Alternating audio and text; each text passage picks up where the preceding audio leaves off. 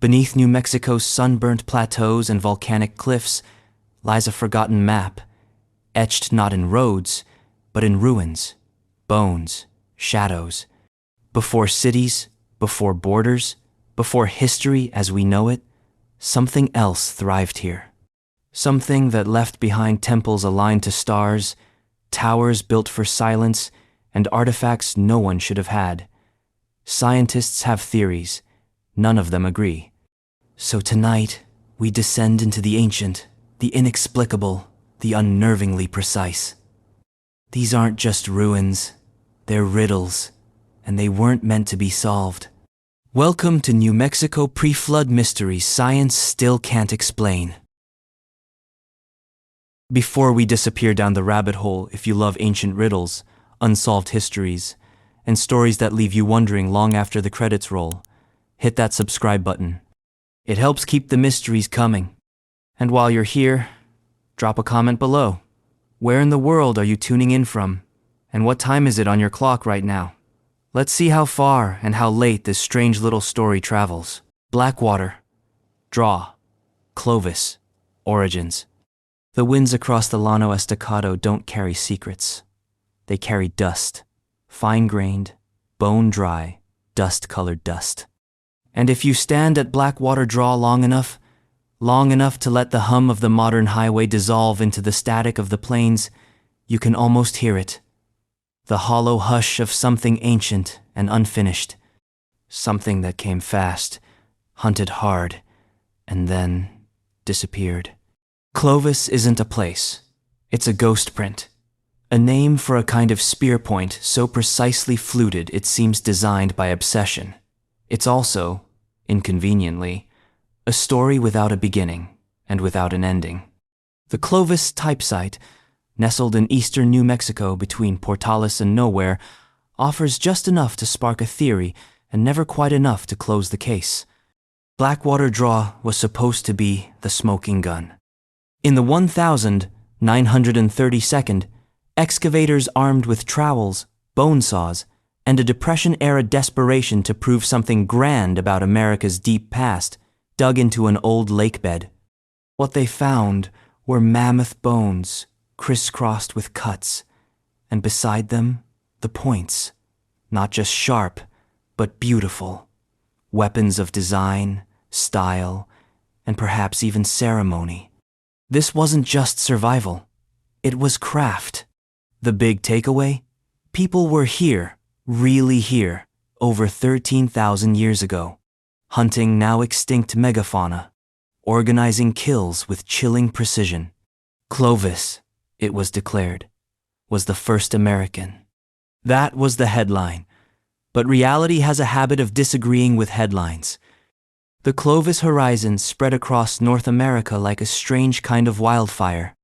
Sites from Arizona to Nova Scotia yielded the same hallmark: fluted projectile points, the occasional cache of tools, sometimes bone beds of now vanished creatures. But curiously eerily, Clovis is never found in a true village. No permanent dwellings, no clear signs of long-term settlement, just traces, as if the people themselves were ghosts with very sharp knives. Archaeologists, always hungry for origin stories, looked for a source. The traditional theory held that Clovis technology and the people who carried it came via the Bering Land Bridge, crossing from Siberia into Alaska, and sweeping southward through an ice-free corridor between retreating glaciers. A tidy story, too tidy, because the Clovis pattern appears almost simultaneously across the continent, without a clear trail of technological development. One day, no fluted points. The next, they're everywhere. Like someone flipped a switch, or buried the evidence of the wiring. Then came the troublemakers, pre-Clovis sites, Meadowcroft in Pennsylvania, Monteverde in Chile, but also, heretically, other locations right here in New Mexico. Places that hint at human presence before the so-called Clovis first narrative even gets going. Suddenly, Blackwater Draw wasn't the genesis. It was a middle chapter in a much stranger saga. Even stranger, The Clovis culture burned hot and brief. Within a few hundred years, perhaps less, it was gone. The fluted points stopped appearing. Megafauna vanished. And whatever organization or belief system might have powered this explosive expansion left no obvious heirs. No writing. No monuments. Just old bones, chipped stone, and unsettling silence. So what killed Clovis? Some say it was the prey. Mammoths, mastodons, giant ground sloths. Once these vanished, so too did the need for the weapons designed to bring them down. Others point to climate change. The Younger Dryas cold snap, an abrupt return to glacial conditions, could have shattered ecosystems and food webs. Still, others whisper of a cosmic culprit, an asteroid airburst, a comet, something spectacularly violent that turned the sky against the Earth. But even these explanations feel like guesses wearing lab coats, because we still don't know what Clovis really was. A culture, a technology, a belief system expressed in stone. Maybe Clovis wasn't a people at all. Maybe it was a fad. A very sharp, very effective fashion trend that swept the continent for reasons lost to time. Maybe the Clovis point was never meant to last. It was a symbol, a signal, a flare sent up from a society already on the move, already becoming something else. The irony is rich. We call it the Clovis culture, but we don't know what they called themselves. We know they hunted, but not what they sang. We know they made points, but not what they pointed to when they dreamed. And then there's the dust, the ever-present dust of Blackwater draw. It hasn't buried the past so much as blurred it. Because beneath the layers of silt and sand, something remains. A reminder that origins are rarely clean. They're chaotic, fragmentary, full of false starts and forgotten brilliance. Whatever Clovis was, it came and went with the elegance of an arrow in flight, seen only when it's already moving past you. Which brings us to a place not far from here, Wild Horse Arroyo, near the town of Folsom.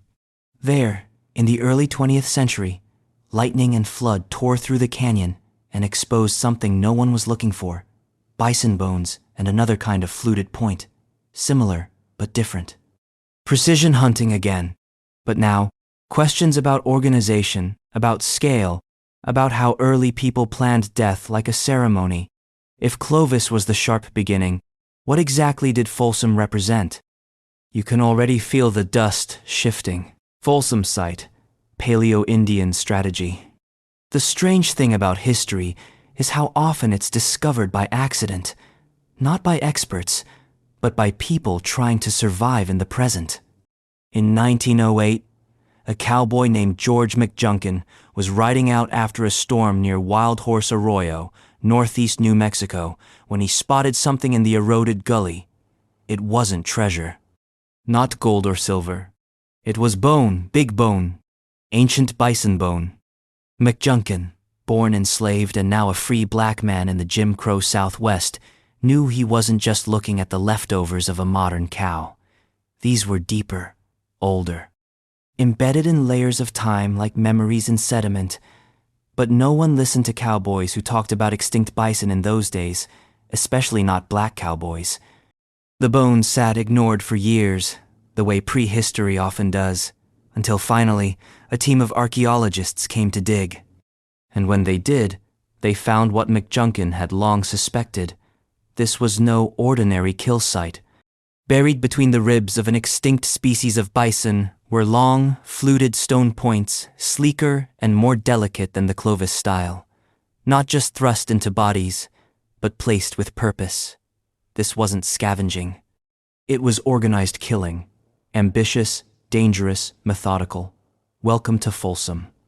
If Clovis was the meteor that lit up the ancient sky, Folsom was the aftershock, slightly later, slightly different, but equally enigmatic. The bison found at the site weren't just hunted, they were hunted en masse. Herds of 30, 40, even 50 animals driven into tight arroyos, corralled by human minds that understood terrain, wind, fear, Then, taken down, one by one, with points so thin and fine they'd shatter if misused. Folsom wasn't about brute strength. It was choreography, a dance between predator and prey, time and opportunity. The Folsom point itself is a minor miracle of lithic engineering. Thinner than Clovis, more refined, it required extraordinary skill to craft. One slip and the flute would snap the whole blade. And yet, these tools weren't rare.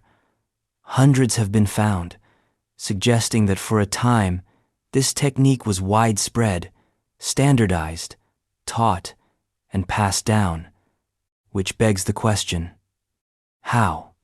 We don't have schools preserved in the archaeological record, no training manuals in petroglyph, but the Folsom people must have shared knowledge across generations, techniques, migration patterns, rituals, kill strategies. This wasn't a random band of hunters with a lucky day. It was an entire knowledge system built around efficiency, movement, and risk. Folsom culture may have been mobile, but it wasn't simple. Still, for all its refinement, Folsom vanishes too. Not suddenly, but subtly. Like mist that doesn't retreat so much as stop being noticed. The points taper off in the archaeological record. The mass kills disappear. And no one really knows why. Climate? Always a favorite suspect. The post-Ice Age warming brought changing ecosystems, and perhaps the extinction of the very bison Folsom was built to hunt. A technology specialized for megafauna becomes useless without megafauna. Or maybe something more internal. Cultural drift, innovation, fatigue, population dispersal. Perhaps they simply moved on to smaller game, new techniques, more settled lifeways. Maybe they evolved, and their story is still being told in forms we no longer recognize as Folsom. But there's something else, something uneasy. Folsom people had no permanent settlements, no burial grounds with markers, no written language, no clear hierarchy left in stone. Yet, the precision with which they hunted suggests social coordination. Roles, strategy, even ethics. What kind of society organizes dozens of people to orchestrate a hunt this dangerous? What binds them together? Fear? Kinship? Belief? Here's the kicker. Every Folsom site looks like a performance that's already ended. The set is still there, the bones, the tools, the debris of life, but the actors have long exited the stage. And no one left a script. So we watch the scene in reverse, hoping the next site will finally show us where they were going or what they were becoming. But it doesn't ever one. It only shows us how careful and how gone they were. And just when the trail feels cold, it leads us somewhere even colder into the shadows of Sandia Cave, a limestone pocket high in the Manzano Mountains, where some once claimed humans lived before even Clovis. Before Folsom. Before what we thought was the beginning. But if that's true, then the timeline isn't just wrong, it's upside down. The cave doesn't just question our chronology. It questions whether we even know how to read the past at all. If your brain's already buzzing after just 2 mysteries, you're in the right place. We've barely scratched the surface, so if you haven't yet, hit that subscribe button and stay with us as things get weirder. And while we're digging through deep time, let's hear from you. Where are you listening from, and what time is it where you are right now? Midnight in Madrid? Sunrise in Santa Fe? Drop it in the comments. Sandia Cave. Sandia points. You climb to Sandia Cave like you're entering a myth. Up a metal staircase bolted into raw rock, past scrub and switchbacks, until you reach the scar in the mountainside, a dark mouth carved by time, occupied by silence. Inside, it's cool, dry, and deceptively still. A place where wind doesn't reach, and the past refuses to settle. In the 1932nd, a Harvard archaeologist named Frank Hibben announced that Sandia Cave held the oldest human occupation in North America. Beneath layers of dust and guano, he claimed, were stone tools distinctive, heavy, lanceolate points. Unlike Folsom or Clovis, and butchered animal bones dating back more than 25,000 years. Pre-Clovis, pre-everything. For a time, it was revolutionary. The Sandia points challenged the Bering Land Bridge theory. They suggested a human presence in the southwest long before glaciers had fully retreated, before the ice-free corridor ever opened. It was, some said, the smoking cave. But revolutions in archaeology rarely die cleanly. As new excavations and technologies advanced, questions began piling up like talus at the cave's entrance. Stratigraphy, the sacred layering of sediment, seemed off. Disturbed. Bones and tools from different eras were jumbled together. Critics whispered of contamination, of sloppy excavation, of data too good to be true. Some went further. They accused Hibben of staging, of salting the site, of planting artifacts where none had been. He denied it, of course, vehemently. And to this day, nothing has been definitively proven. But the damage was done. Sandia Cave went from a beacon of early human habitation to a cautionary tale about confirmation bias and academic ambition. Still, the cave remains. So do the Sandia points, thick, heavy, and found in other parts of the region, not just here. Were they really pre-Clovis? Or simply regional variants, misstated and misinterpreted? And if they weren't from 25,000 years ago, then what were they doing beneath all that guano? Some researchers have tried to re-excavate, to start fresh with better tools and no assumptions. But caves are tricky things. They don't preserve the past neatly. Rodents, water, careless tourists, they all disturb what might have been clean timelines. And once a layer is compromised, it's like tearing a page from a book you'll never get back. And yet, there's something about Sandia Cave. Something unfinished. The controversy hasn't erased the mystery, it's deepened it. Because even if Hibben was wrong, or worse, dishonest, the larger question remains, was someone here before Clovis? Were people already moving through the high desert, hunting, gathering, ritualizing in places we now barely understand? And if so, why did they leave so little behind? Maybe they were small groups, seasonal wanderers. Maybe they followed prey, or stars, or dreams. Maybe they came not to live, but to leave offerings, or mark the land in ways we can't translate. Not every presence echoes loudly. Some leave only whispers, and a few confusing stone points to argue over for 80 years. The Sandia controversy still casts its long shadow over debates about when and how humans arrived in the Americas. And while mainstream archaeology leans away from the cave's early dates, it can't quite close the door. Because what if, just once, the fringe was right? What if this wasn't the origin of a mistake, but the mistaken origin of everything else? Somewhere west of here, past volcanic ridges and high desert mesas, lies another layer of mystery. In places like Bat Cave and the old corn site, archaeologists found maize so old it rewrote trade route theories. Maize in the southwest, before it was supposed to be there, which means someone brought it, someone planted it, and someone, long before cities, before kivas, before conquest, was already dreaming in rows and cycles. The first farmers of New Mexico didn't just survive, they sowed futures. The first maize in New Mexico. You can always tell when a mystery is about to change everything. It doesn't yell. It grows slowly, like roots under the floorboards. Quiet, patient, impossible to ignore once it splits the stone. That's what maize did. Not in a cornfield, but in the dark silence of Bat Cave, west central New Mexico, tucked inside the narrow walls of a canyon where dry winds preserve what time usually eats. In the 1942nd, archaeologists working in Bat Cave began to find charred kernels, ancient cobs, and pollen traces of corn, so old, so out of place, that even the conservative scholars started shifting in their chairs.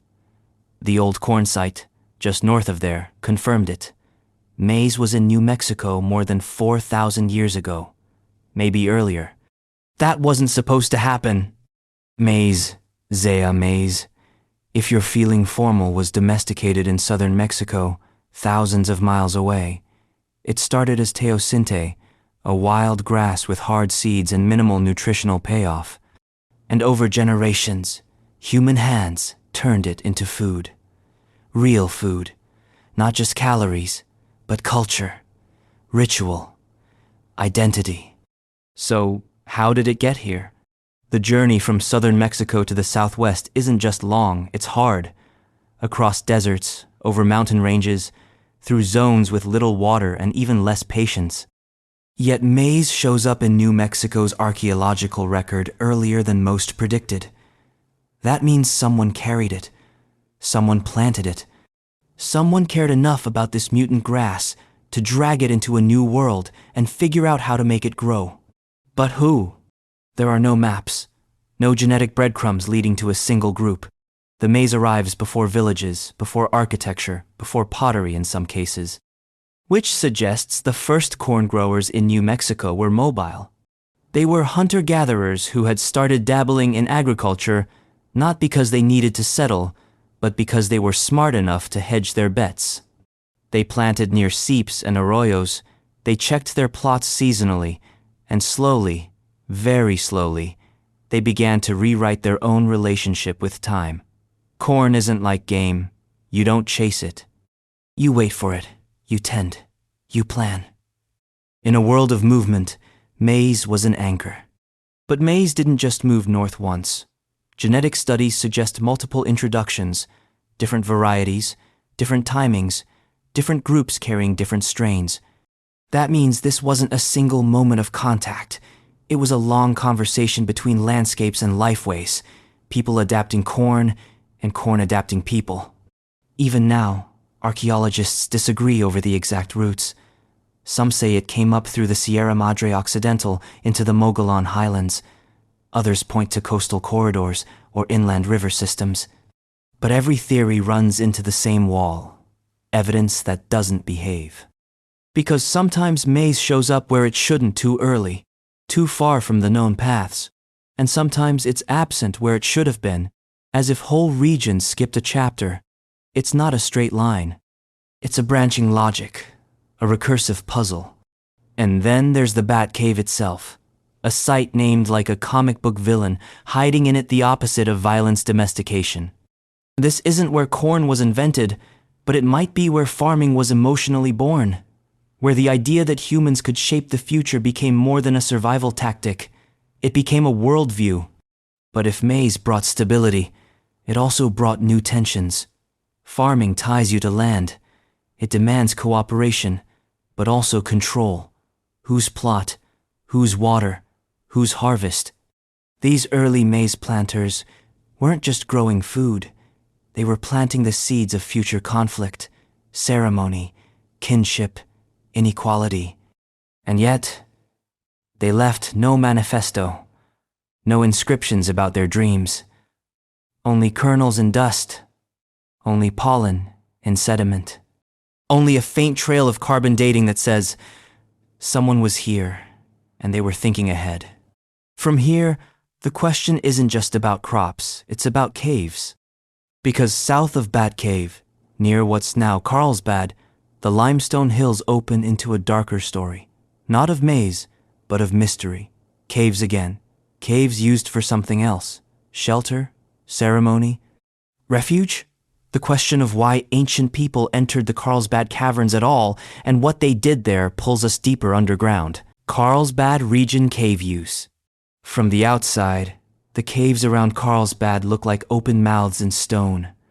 Quiet now, sun-baked and silent. But step inside and the air shifts. It gets cooler, heavier. The light disappears almost instantly, swallowed by a kind of darkness that feels less like the absence of light and more like the presence of something else. Long before the national park signs, before the guardrails and walkways and souvenir shops, these caves were visited by people who had no torches, no maps, no guarantees. They came in with fire and instinct, And they left behind. Not much. A few artifacts. Traces of soot, charcoal smears, burned wood, fragments of a story that doesn't want to be told. What were they doing down there?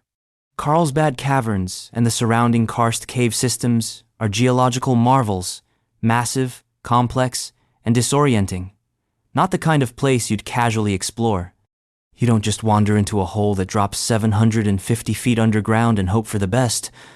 So if ancient people entered them and the evidence suggests they did, it was deliberate. But deliberate for what? Some archaeologists argue for ritual use. The caves, after all, are liminal spaces, boundaries between light and dark, surface and depth, life and whatever else. In many indigenous traditions, caves are places of emergence, wombs of the earth, gateways to other realms. Maybe these early visitors weren't just sheltering from the weather. Maybe they were reenacting stories, speaking to spirits, listening for something that spoke back. Others suggest more pragmatic motives. Caves are cool, even in summer. They hold water. Bats roost there.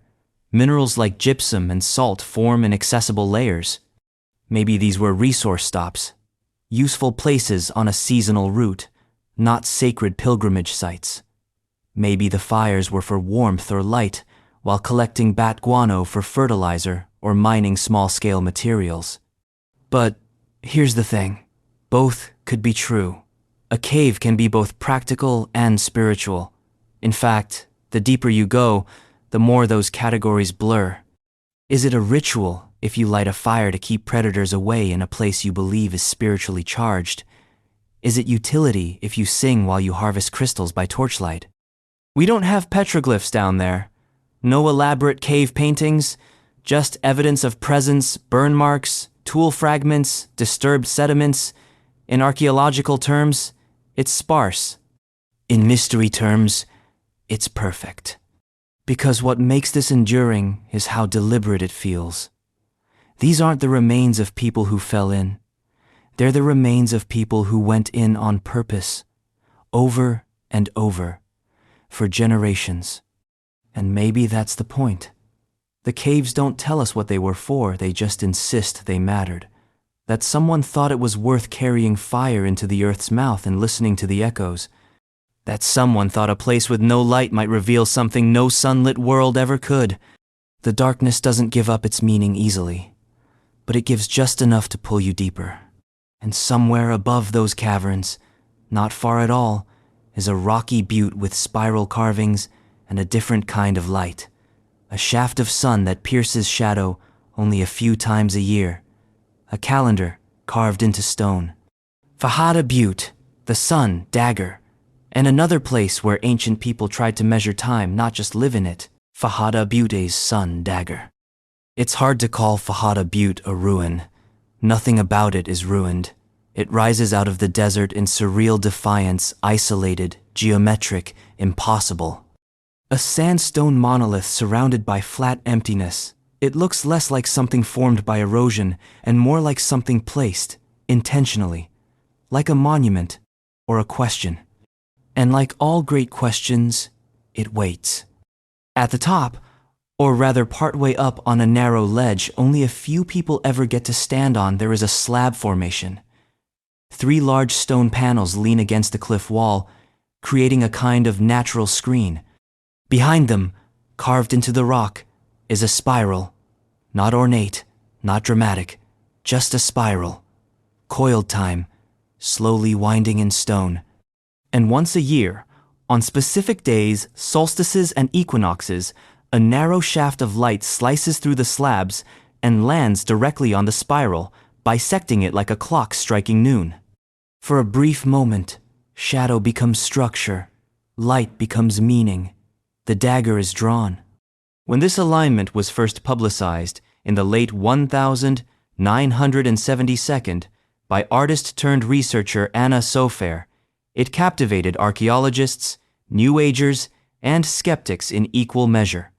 The so-called Sunday Dagger site was interpreted as evidence of astronomical observation at a level of complexity most hadn't associated with ancient Puebloan peoples. Chaco wasn't just ceremonial, it was cosmological. The canyon and its surrounding features weren't just occupied, they were orchestrated. But how exactly was it used? That's the mystery.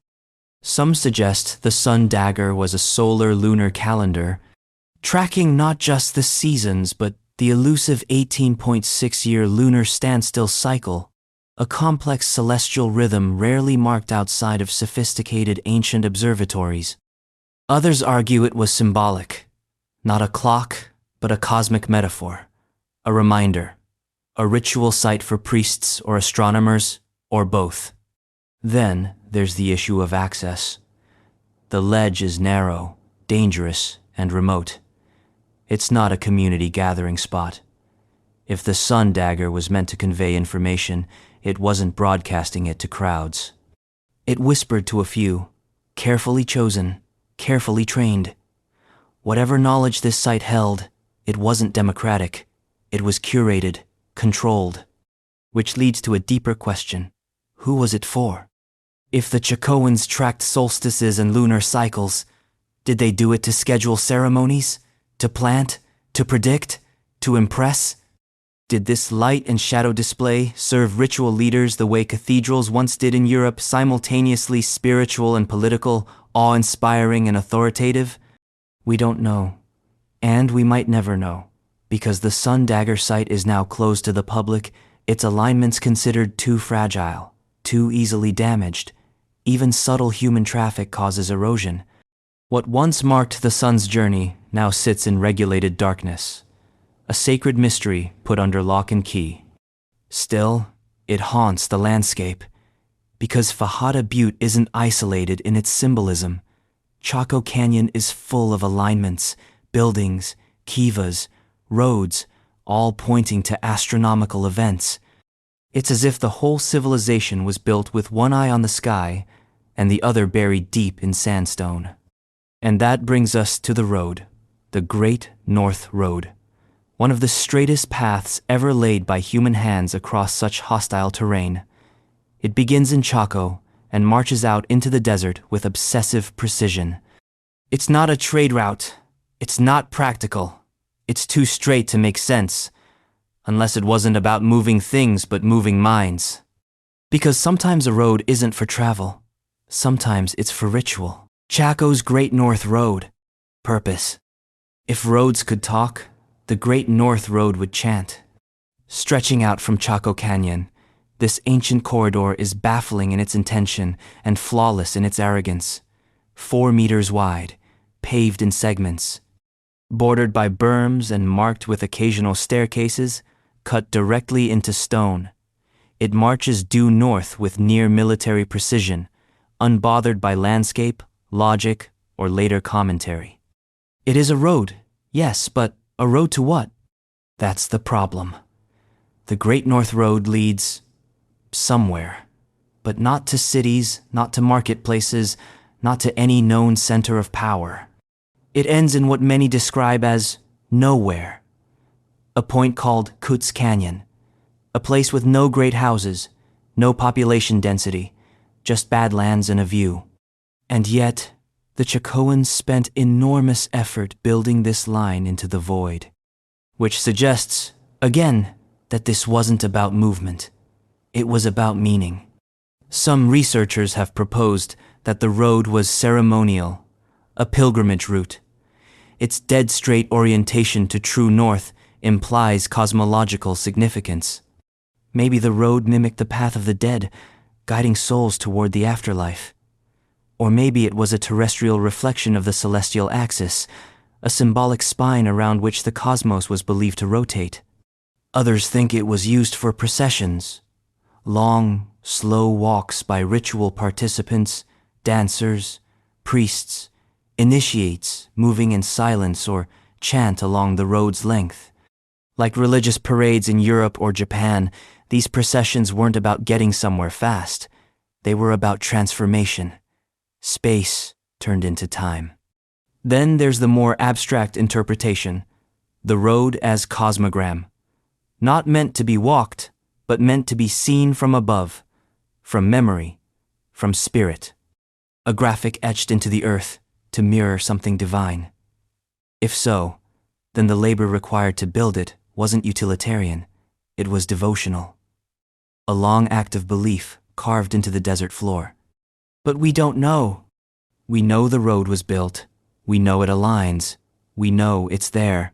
What we don't know is how many people walked it, or what they felt when they did, or if they walked it at all. Modern technologies like LiDAR have revealed even more of the road sections previously buried by centuries of erosion. The more we see, the less it answers, because the road isn't consistent. Sometimes it splits. Sometimes it climbs straight over hills it could have gone around. In places, it's barely used, overbuilt, redundant, like a highway, made not for traffic, but for attention. It doesn't behave like infrastructure, it behaves like liturgy. And if the road was a path of spirit, then its features weren't practical, they were symbolic. Shrines, lookouts, side canyons with nothing in them but meaning. One such place lies along the road like punctuation Pierre's site. A great house complex perched alone in the hills, surrounded by mystery. Why build there? Why stop there? Why anchor the Great North Road to a place no one can quite explain? Because maybe that was the point. Maybe the road didn't lead to a place. Maybe it was the place. A sacred line drawn not for feet, but for faith. And faith doesn't need a destination. It just needs the conviction that something is out there, waiting to be reached. And that belief takes us straight to Pierre's site. A lonely settlement of shrines and stone, watching the road like a silent witness, Pierre's site shrine landscape. Some places feel more like metaphors than locations. Pierre's site is one of them. Perched in the hills along the Great North Road, far from the massive bustle of Chaco Canyon, Pierre's site doesn't immediately impress. There are no great kivas wide enough to host cosmic theater. No monumental roads branching outward like spider limbs. What it has instead is silence, isolation, and a cluster of hilltop shrines and great houses that seem to lean toward each other, conspiring.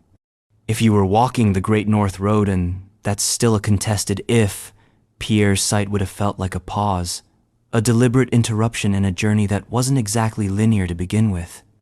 It sits like a footnote between two sentences of sandstone, a sacred comma, but it raises more questions than it answers.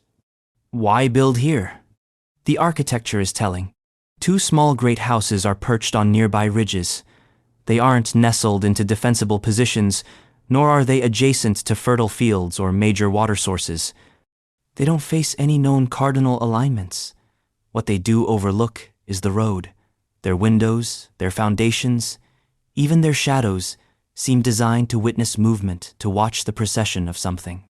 Some archaeologists have argued that Pierre's site may have served as a ritual checkpoint, a place of ceremony for those traveling north from Chaco.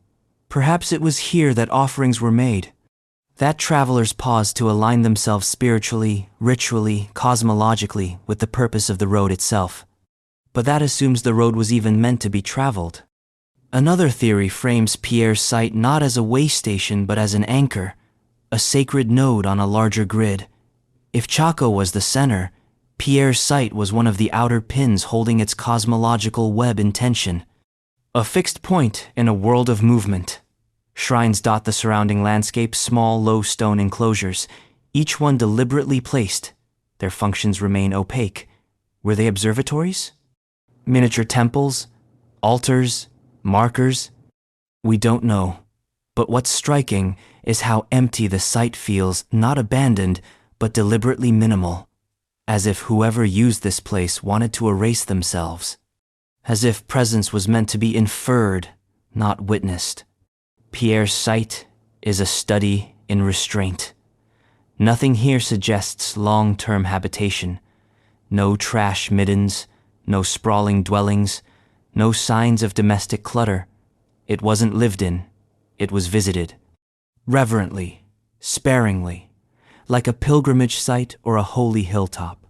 And then there's the landscape itself. From the shrines, You can see far.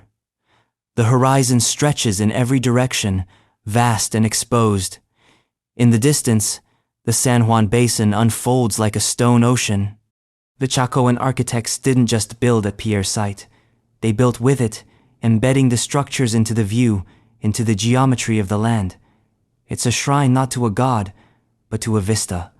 Even now, with the site half eroded and barely marked on maps, it demands attention, not because of what's there, but because of what's not. There's a discipline in the architecture, a kind of spiritual editing. Someone removed everything that wasn't necessary. Someone sculpted meaning out of absence. And if Pierre's site was a spiritual observatory, what were they watching? Perhaps the same thing that connected the canyon to the stars, the same thing that made people measure light at Fajada Butte, the same force that turned roads into ritual and architecture into cosmogram. They were watching cycles, waiting for something, maybe time itself. But even cosmic awareness needs earthly materials. And a few ridges south, deep in the Surreal's hills, another kind of sacred was being pulled from the ground. Turquoise. Turquoise economies. You can't eat turquoise. You can't wear it for warmth. It's not essential for survival. And yet, for ancient New Mexico, turquoise was everything. The Surreal's hills rise gently above the high desert near modern-day Santa Fe, their pale rock veins hiding something brilliant beneath. Mount Chalchihuatl, once the largest known pre-Columbian turquoise mine in the Southwest. Long before colonial miners hacked it open with dynamite, it was worked by hand quietly, obsessively by people who saw something far more valuable than mineral wealth. They saw meaning. Turquoise wasn't just decoration. It was power. It was medicine, identity, currency, and offering. It shimmered in the sun and hinted at water in a land that often forgot what rain felt like. Its blue-green glint carried cosmological weight, symbolizing sky, water, fertility, and protection. And in Chaco Canyon, it was everywhere. Inlays, mosaics, pendants, and caches, burials with turquoise bead necklaces, ritual rooms where fragments were left like prayers. It was passed down, broken, on purpose, given, received. Its ubiquity in elite contexts suggests more than aesthetic preference. It implies control, and control implies hierarchy, which raises the question, who owned turquoise? Mining at Mount Chalchihuatl wasn't easy. There's no evidence of large-scale smelting or industrial tools, just hand tools, stone hammers, labor. Knowledge of veins and fractures passed through generations. This wasn't casual extraction, it was specialized, which means someone organized it. Someone protected the sources, directed the labor, decided where it went. Geochemical sourcing techniques in recent decades have traced Chaco and turquoise back to Cirillos and beyond, revealing trade networks that stretched across the Southwest. From Arizona to northern Mexico, pieces of turquoise moved like sacred text, carried, traded, revered. But what was traded for it? Corn? Feathers? Ceremonial goods? Authority? No one really knows. But what's increasingly clear is that turquoise wasn't just a commodity. It was infrastructure, a social glue, a symbol of connections between people, between places, between heaven and earth. And yet, like all sacred economies, it was unstable. By the late 1102nd, the turquoise traffic slowed. Sites like Chaco declined, control fractured, and new centers rose with different priorities, different currencies. But even then, turquoise retained its echo. It didn't disappear, it dispersed, it democratized. What once adorned the powerful found its way into smaller, humbler graves, into community ceremonies, into memory. Today, Mount Chalchihuatl looks like a scar. The pit is collapsed, the walls graffitied, but the earth remembers. Archaeologists still find hammerstones scattered in the rubble, quiet testaments to an economy built not just on trade, but on faith. Because what they were mining wasn't just stone, it was order, color in a monochrome world, meaning in fracture. And that meaning, exported in beads and mosaics, landed in places like Chaco, where it mingled with something far more exotic, something tropical, something impossible. Chocolate, in cylinder jars, hundreds of miles from its origin, served not casually, but ritually, which begs a strange and fragrant question. Who drinks cacao in a desert? Chaco cylinder jars and chocolate. There are details in archaeology that feel too modern to be true. Chocolate in the desert is one of them. Deep in Chaco Canyon, in rooms long abandoned and thick with sand, archaeologists unearthed something strange. Cylinder jars, tall, thin, carefully made, dozens of them. Unlike most other ceramics in the region, these jars didn't look functional. They weren't good for storage. They weren't good for cooking.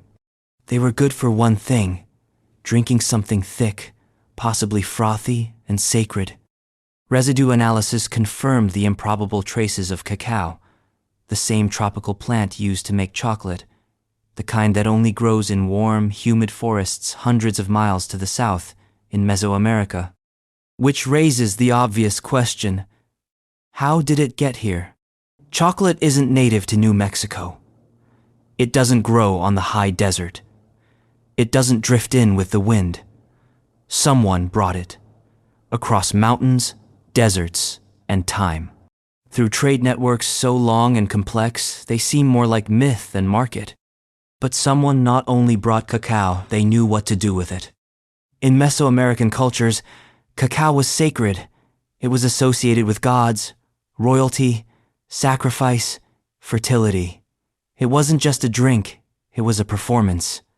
The beans were ground, mixed with water, sometimes spiced, sometimes foamed by pouring from vessel to vessel. It was bitter, rich, ceremonial.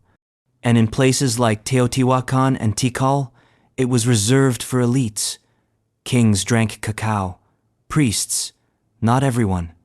So, when we find cacao residues in Chaco cylinder jars, ceramics, that are strikingly similar in shape and style to Mesoamerican drinking vessels, we're not just looking at trade, we're looking at emulation, cultural borrowing, or cultural inheritance, or something more unsettling, a parallel elite culture in the Southwest, mimicking or mirroring the spiritual economies of distant tropical empires. The jars themselves are enigmatic. Their design is meticulous. They were made to be seen, made to be handled, likely passed from hand to hand in ritual spaces, perhaps under starlight, perhaps to the sound of drums, perhaps in silence. Whatever happened when the chocolate was poured, it wasn't casual. And they weren't found everywhere. The jars cluster in elite spaces, especially in Room 28 and Room 38 at Pueblo Bonito, which suggests cacao wasn't common. It was restricted, reserved, controlled. But controlled by whom? That's the next puzzle. If someone was deciding who got to drink cacao, who got to sit in the circle, hold the jar, feel the bitter warmth, then someone was in charge. Someone with the authority to determine access to sacred substances. In other words, hierarchy. It's a word that makes some archaeologists uncomfortable when applied to ancestral Pueblo cultures. There's a long-standing bias to imagine the Southwest as egalitarian, communal, consensus-based, spiritually distributed, and much of that may be true. But the cacao tells a different story, or at least a more complicated one. Chaco wasn't just a ceremonial center. It was a place of stratification. The chocolate proves it. Because in a world where water was scarce and maize was everything, bringing in beans from tropical lowlands wasn't just indulgence, it was statement, status, ritualized excess. And yet, like so many sacred things, it vanished. By the 12th century, the cacao stops appearing. The cylinder jars are broken, discarded, forgotten. Maybe the trade routes collapsed. Maybe the rituals shifted. Maybe the leaders fell. We don't know. All we have are chemical ghosts in ceramic vessels and the lingering suspicion that something important happened here, something orchestrated and exclusive, masked in ceremony and cacao froth. But the imports didn't end with chocolate. Chaco's elite wanted more than flavor. They wanted feathers, color, life itself transported. And so they brought in birds. Exotic, noisy, brightly colored birds that had no business living in the desert. Macaws, scarlet macaws in the desert. Macaws are loud. That's the first thing. You don't sneak one into a canyon. You don't smuggle them in gently under a cloak of secrecy. When scarlet macaws move, they shriek. Their feathers burn like fire. Their eyes glare like they know things. And in Chaco Canyon, they were not subtle, which is why their presence feels so deliberate. Remains of macaws, bones, feathers, even eggshell fragments have been found at multiple sites across New Mexico, especially in the Chacoan sphere. The birds weren't native to the region. Their home is far south, in the tropical forests of Mexico and Central America. Yet here they were, perched once alive, later buried deep in the arid heart of the ancient Southwest. And they didn't just show up by accident. Someone brought them. Not their feathers, their bodies.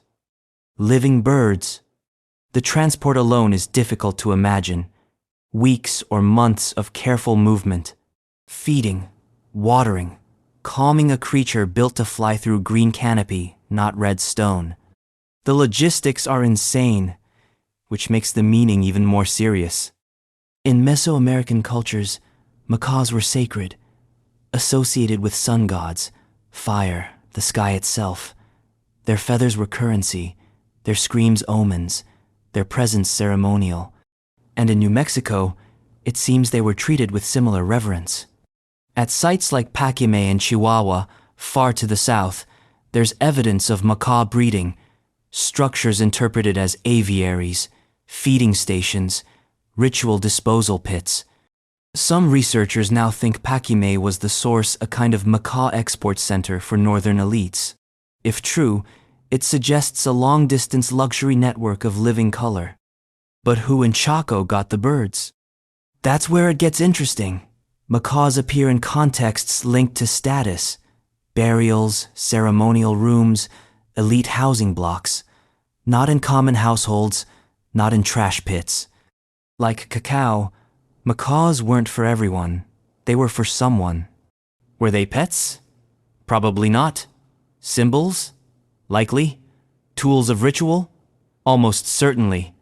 One theory suggests macaws were part of initiation rites, perhaps only revealed to select individuals, their presence part of a transformative ceremony.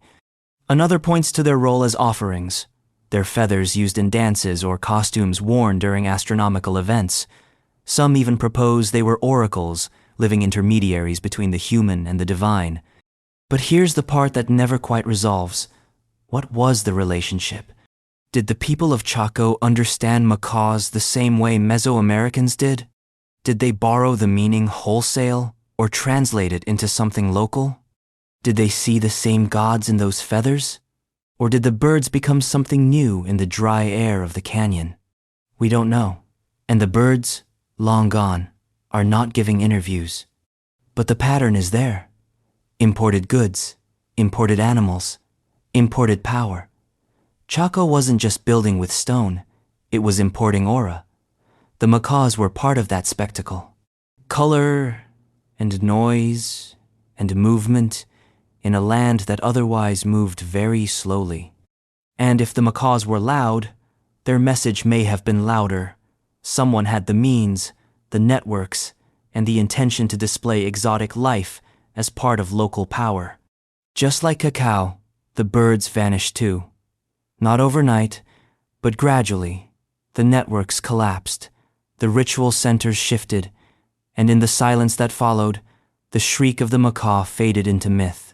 But deep inside Pueblo Bonito, in room 33, one burial remained untouched for centuries. A body laid to rest beneath thousands of turquoise beads, surrounded by offerings. DNA would later suggest A matrilineal line of elites passed not through conquest, but through blood. So who ruled Chaco? And how?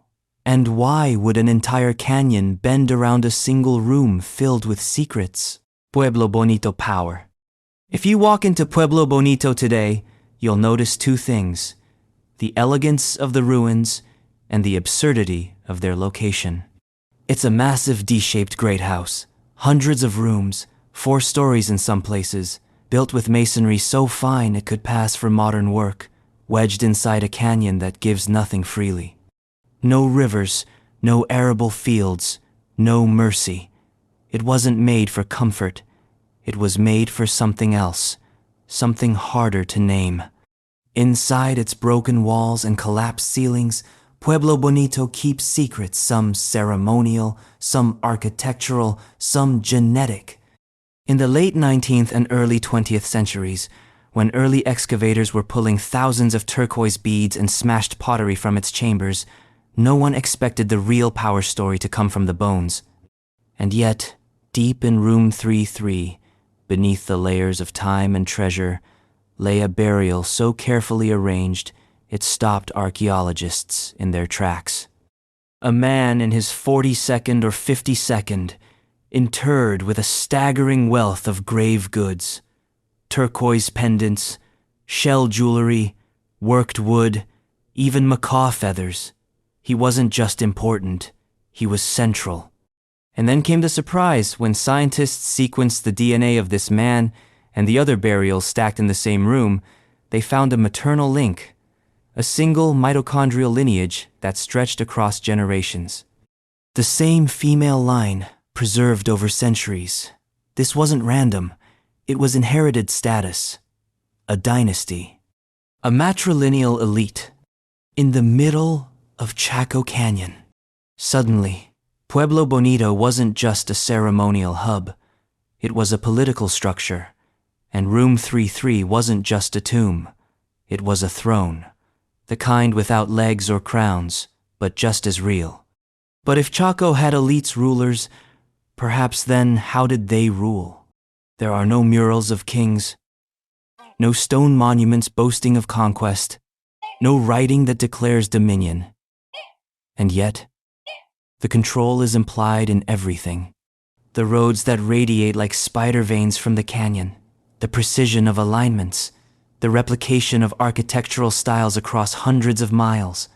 Someone made decisions, someone coordinated. Some argue the authority was religious, priestly leaders who governed not with weapons but with ritual. Others suggest a more economic model, where elites managed trade. Turquoise, cacao, macaws, and the flows of maize that sustained distant outlier communities. Still others think Chaco was a theater of sacred performance, where authority was performed more than enforced. The rituals were the power. But whatever model you choose, Pueblo Bonito remains at the center of it. Its size, its design, its layout all suggest careful planning. Its rooms were not just lived in, they were curated. Some for storage, some for ceremony, some for burial, and likely, some for politics of a kind we still don't quite understand. And then there's the question of collapse. By the late 1102nd, Chaco was in decline. Drought played a role, surely, but climate alone doesn't dismantle a civilization so complex. Something else broke. Networks unraveled. Elites lost influence. And Room 33, once the heart of dynastic continuity, became a sealed relic. But even in decline, the architecture speaks. The great kivas still stand. Their roofs are gone, their fires long dead, but their scale is unignorable. They weren't houses, they were theaters. Like Casa Rinconada, one of the largest kivas in the Southwest. Circular, subterranean, aligned with solstice events. A space designed for movement, sound, light. A place to gather, to speak, to remember. So what happened in the Great Kivas? Great Kivas. For example, Casa Rinconada. Casa Rinconada is not modest. It looms. Even in its ruined state, The Great Kiva demands reverence. Nearly 20 meters across, with walls over 2 meters high, it's not just big, it's deliberate. Built into a hillside just across from Pueblo Bonito, it sits like a ceremonial counterweight, a void meant to contain meaning. And for centuries, no one has been entirely sure what that meaning was. Great kivas, like Casa Rinconada, appear throughout the ancient Southwest. Huge, circular, semi-subterranean structures, with masonry benches, entry passages, central fire pits, floor vaults, and wall niches. They're not houses. They're not storage units. They're something else entirely. Something public. Something sacred. Casa Rinconada, in particular, is a masterpiece. It's astronomically aligned, its doorway, positioned to catch the light of the rising sun on the summer solstice. Archaeologists have long debated whether this alignment was symbolic, calendrical, or both. What's clear is that someone watched the sky, someone tracked time, and someone turned that knowledge into architecture. But architecture doesn't exist in a vacuum. It exists for people. And the question becomes, who stood inside this vast circle? The answer isn't simple. Some suggest community gatherings, storytelling, seasonal rituals, initiation ceremonies. Others point to astronomical observation, dramatized through shadow and light. Still others imagine performances, dances, processions, chants echoing off the curved walls. Whatever the event, it wasn't casual. You don't spend months hauling timber and cutting stone for casual. And you don't build big for nothing. There's a certain theatricality to Casa Rinconada. The way the niches catch light, the way the fire pit commands attention.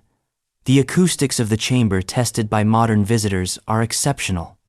A single voice can carry across the entire space.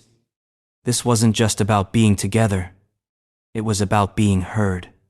But it's what we don't find in these kivas that keeps the mystery alive. No altars, no idols, no definitive symbols of what was done or who was in charge. The great kivas leave space literally and metaphorically for interpretation. They are echoes waiting for a voice. Some researchers point to ethnographic analogs, modern Pueblo ceremonies, involving kiva dances, masks, seasonal rites, ancestor veneration. But these connections, while illuminating, can't be mapped one-to-one. Cultures evolve, meanings shift. What Casa Rinconada meant to its builders may have been unique. A synthesis of belief, performance, and memory we can't fully reconstruct. And then there's the social angle. Who got to participate? Who got to watch? Who was excluded? Was this a communal space or an elite-controlled one?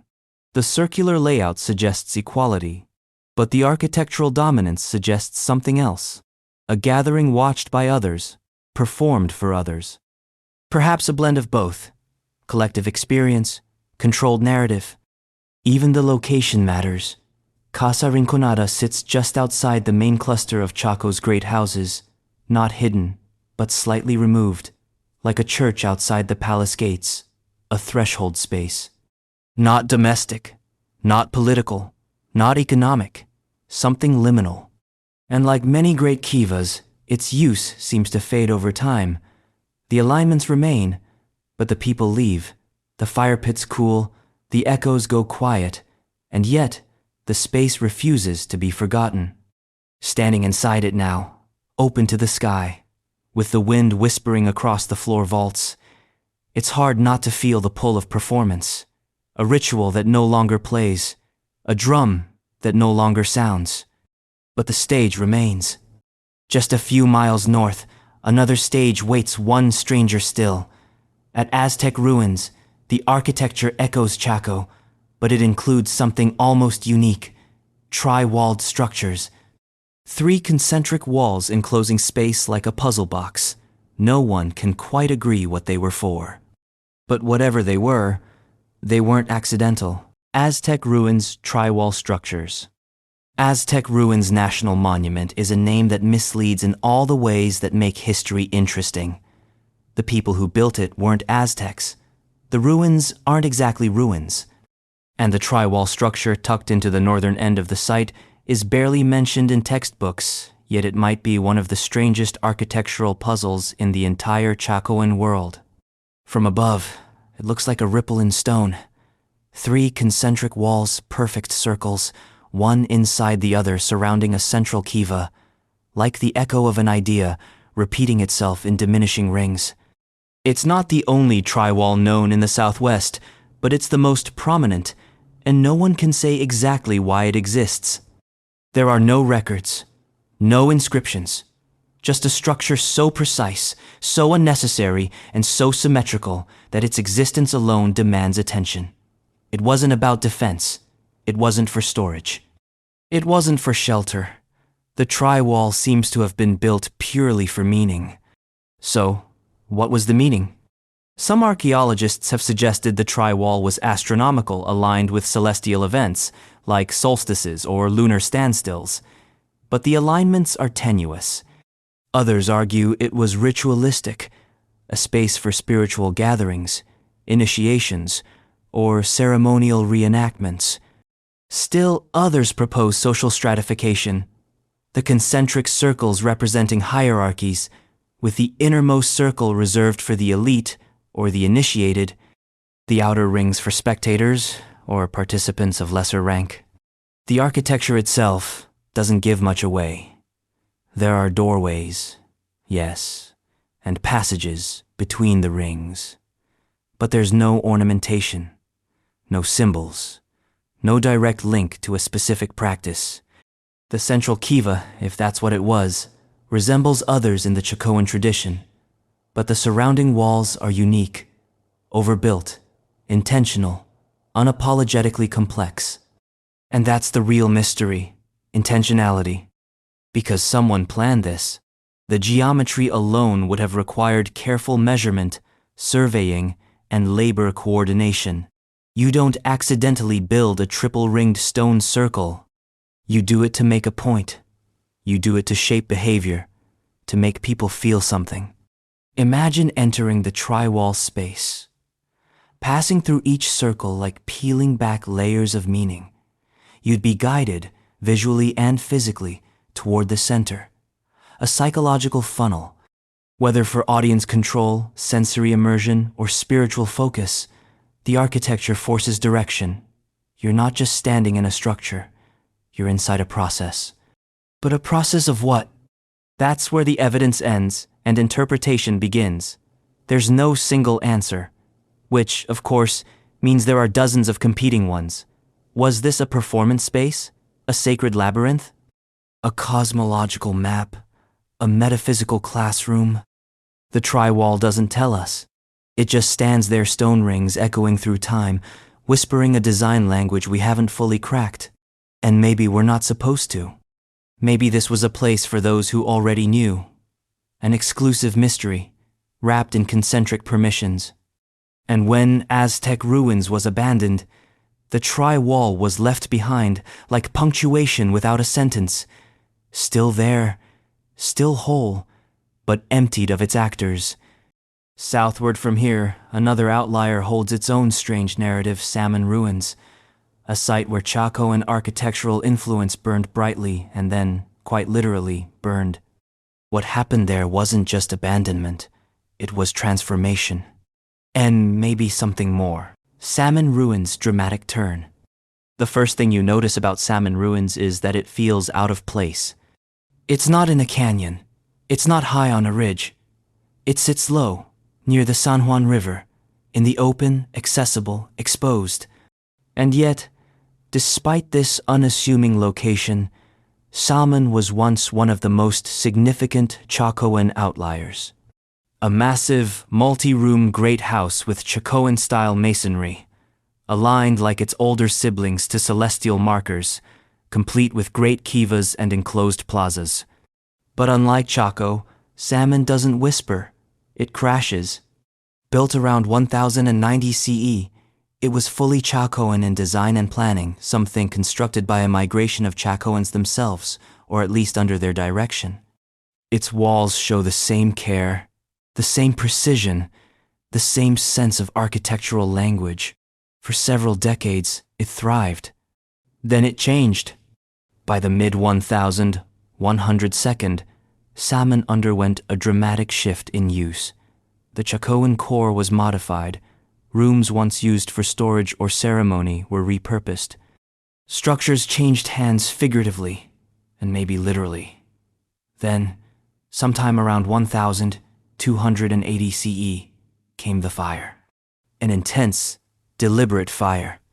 Rooms filled with burned beams and charred walls. Artifacts left in place unlooted, unsalvaged.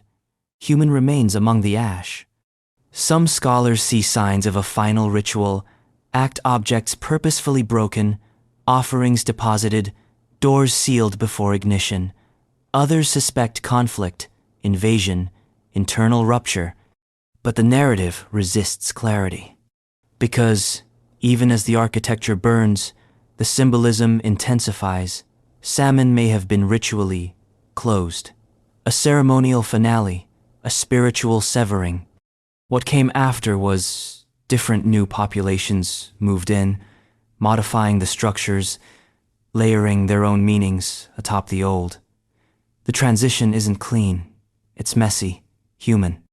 And that messiness is what makes Salmon compelling. It's a site caught in the act of transformation. The moment where Chaco's echo breaks, refracts, and becomes something else. The clearest evidence that the Chacoan system wasn't just abandoned, it was reinterpreted. But by whom? The late occupants, possibly from the Mesa Verde region, brought new pottery styles, new architectural ideas, new cultural signals. Their presence blurs the boundary between continuity and replacement. Salmon didn't just fall, it evolved. And in doing so, it tells us something critical. Collapse is rarely total. It's more often repurposed. Still, the fire remains an unsettling punctuation mark. A signal that something ended not gradually, but abruptly, and with intention. It leaves us asking not just, why did they burn it, but what were they trying to say? In that silence, the story turns north again, into the lonely hill country of north-central New Mexico, where towers rise unexpectedly from the ridges, round, watchful, inexplicable. Galina country. A culture of builders, of watchers, of sudden disappearances, and once again, of questions without closure. Galina towers and vanishings. The Galina didn't ask for attention. They built high, they built strange, and then they disappeared, like a subplot that cuts to black mid-scene. Their towers still punctuate the lonely ridges of north-central New Mexico, circular, stone-built, and often perched with the kind of panoramic visibility that makes archaeologists twitch. Defensive? Symbolic? Both?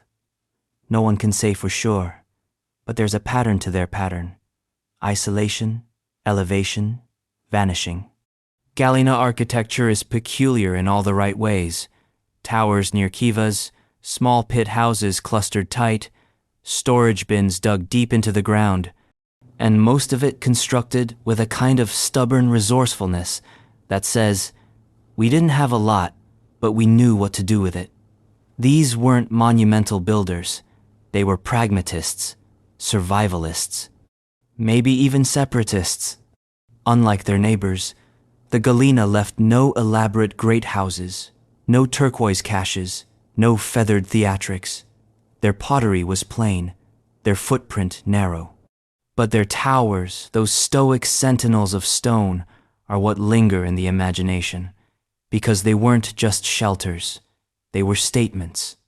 You don't build on a hilltop unless you want to see, or be seen, or not be reached. Some scholars argue the towers were lookout posts, signal stations in a highland communication network. Others suggest they were last resorts, defensive redoubts during periods of social stress. But the architecture doesn't scream fortress. It whispers retreat, self-protection, not aggression, withdrawal, not conquest. And that withdrawal may not have been just physical. Galina material culture diverges from surrounding Puebloan traditions in subtle but significant ways. Their pottery forms, their architecture, Even their burial practices, scarce and often absent, signal something different, not disconnected, but divergent, a branch that broke off and decided not to grow in the same direction. But then, the vanishings. Around 1300 CE, Galina sites were suddenly abandoned, and not gradually, swiftly, drastically. Tools left behind, food stores still in place, hearths cold, but uncleaned. Some rooms were burned intentionally, it seems, as if sealed or erased. The disappearances have fueled every theory, from drought migration to violent conflict to internal ideological schism. Maybe they were victims of pressure, economic, environmental, social. Maybe they were absorbed into other traditions. Maybe they walked away from the towers they built because the towers had done their job. Or maybe, just maybe, the towers were never about others. Maybe they were internal architecture, places to confront something deeper, to watch not for enemies, but for signs, for stars, for change. We still don't know where the Galina went. Their lineage may live on in oral histories, or in genes, or not at all. The archaeological record doesn't say, it just stops. And that silence feels designed. What they left behind is not a narrative, it's an outline. And it's in that outline that the mystery lives. A people who chose to be seen only from a distance, and then chose to vanish entirely. Not far to the south, in the valleys once occupied by the Mimbres, another kind of vanishing happened. Not a disappearance of people, exactly, but of a tradition, a way of making things, of marking bowls with impossible beauty, and then punching holes through their centers, Mimbres, kill holes, and imagery. At first glance, Mimbres pottery looks like it belongs in a museum of modern art. Bold lines, abstract patterns, animals mid-motion, humans with fish heads, rabbits playing flutes, scenes so vivid they seem almost sarcastically alive, and then you look closer and you see the hole, dead center, a puncture, a kill hole. Almost every classic Mimbres bowl recovered from a burial context has one, a deliberate hole punched through the middle after firing. Functionally, it ruins the vessel. Symbolically, that's the part that won't sit still. The Mimbres people lived in southwestern New Mexico, flourishing between about 1000 and 1130 CE. They built villages along rivers, grew maize, beans, squash, hunted game, wove baskets, made stone tools. But it's their pottery, specifically the black-on-white bowls, that's turned them into archaeological celebrities. The imagery is hauntingly specific. A man catching a fish with his bare hands, a lizard with eyes that look back at you, two birds locked in an impossible embrace. These aren't symbols, they're scenes. They tell stories, though. The language is lost. And always, the hole. One theory goes that the hole allowed the soul of the deceased to escape. The bowl, placed over the face of the buried individual, acted as a passageway, its design a map, its form a portal, the hole a release valve. Another theory suggests it deactivated the object's power, preventing it from being misused after burial. Or perhaps the bowls were already sacred, already known by the community, and breaking them was a final ritual act of reverence. What makes the mystery deeper is the consistency. Across sites, across decades, the kill hole wasn't a fad. It was a doctrine, but a doctrine we don't understand. And then, around 1130 CE, it stopped. Not just the kill holes, the entire tradition. The elaborate figurative pottery vanishes from the archaeological record. The village is empty. The style evaporates. Mimbres culture fragments into regional variants. Some groups merge with the Jornada Mogollon to the south, others with ancestral Pueblo cultures to the north. But the painting, the bold, narrative ceramics never returns in quite the same way. Why? Environmental pressure is the default explanation. The mid-1102nd were a hard time. Drought, resource scarcity, conflict. But these are causes of movement, not artistic silence. Something else changed. Values, priorities, identity. The kind of shift that doesn't just move people but transforms them. Some have even proposed that the imagery itself became too powerful. That the symbolic language, once sacred, became taboo, or was outlawed, or forgotten on purpose. We may never know, but the bowls remain, hundreds of them archived in museums, stored in drawers, sold in auctions, recreated in replicas that miss the point. Because the real art isn't just the image, it's the absence, the whole, the deliberate damage that makes the whole thing sacred. And as pottery traditions shifted northward, something new emerged. A technology with color and chemistry, with sheen, with strange glassy finishes. In the Rio Grande Valley, glaze paint pottery took over. And like all innovations, it raised new questions. Who controlled it? Why did it spread? And what did it mean to put fire and mineral together in such a new, volatile way? Rio Grande glazeware. In the middle Rio Grande Valley, sometime around the late 1200s, or early 1300s, pottery did something it hadn't quite done before in the Southwest. It began to shine. This was the birth of glaze paint pottery, a form of ceramic decoration that, in chemical terms, should not have worked so well. But it did, and it spread, fast. To make glaze paint pottery, you don't just need clay and pigment. You need control of materials, of heat, of process. The key ingredient is lead. When mixed with the right minerals and fired at the right temperature, it turns painted designs, glossy, almost glass-like. It fuses decoration into the surface of the pot, making the pattern both brighter and more durable.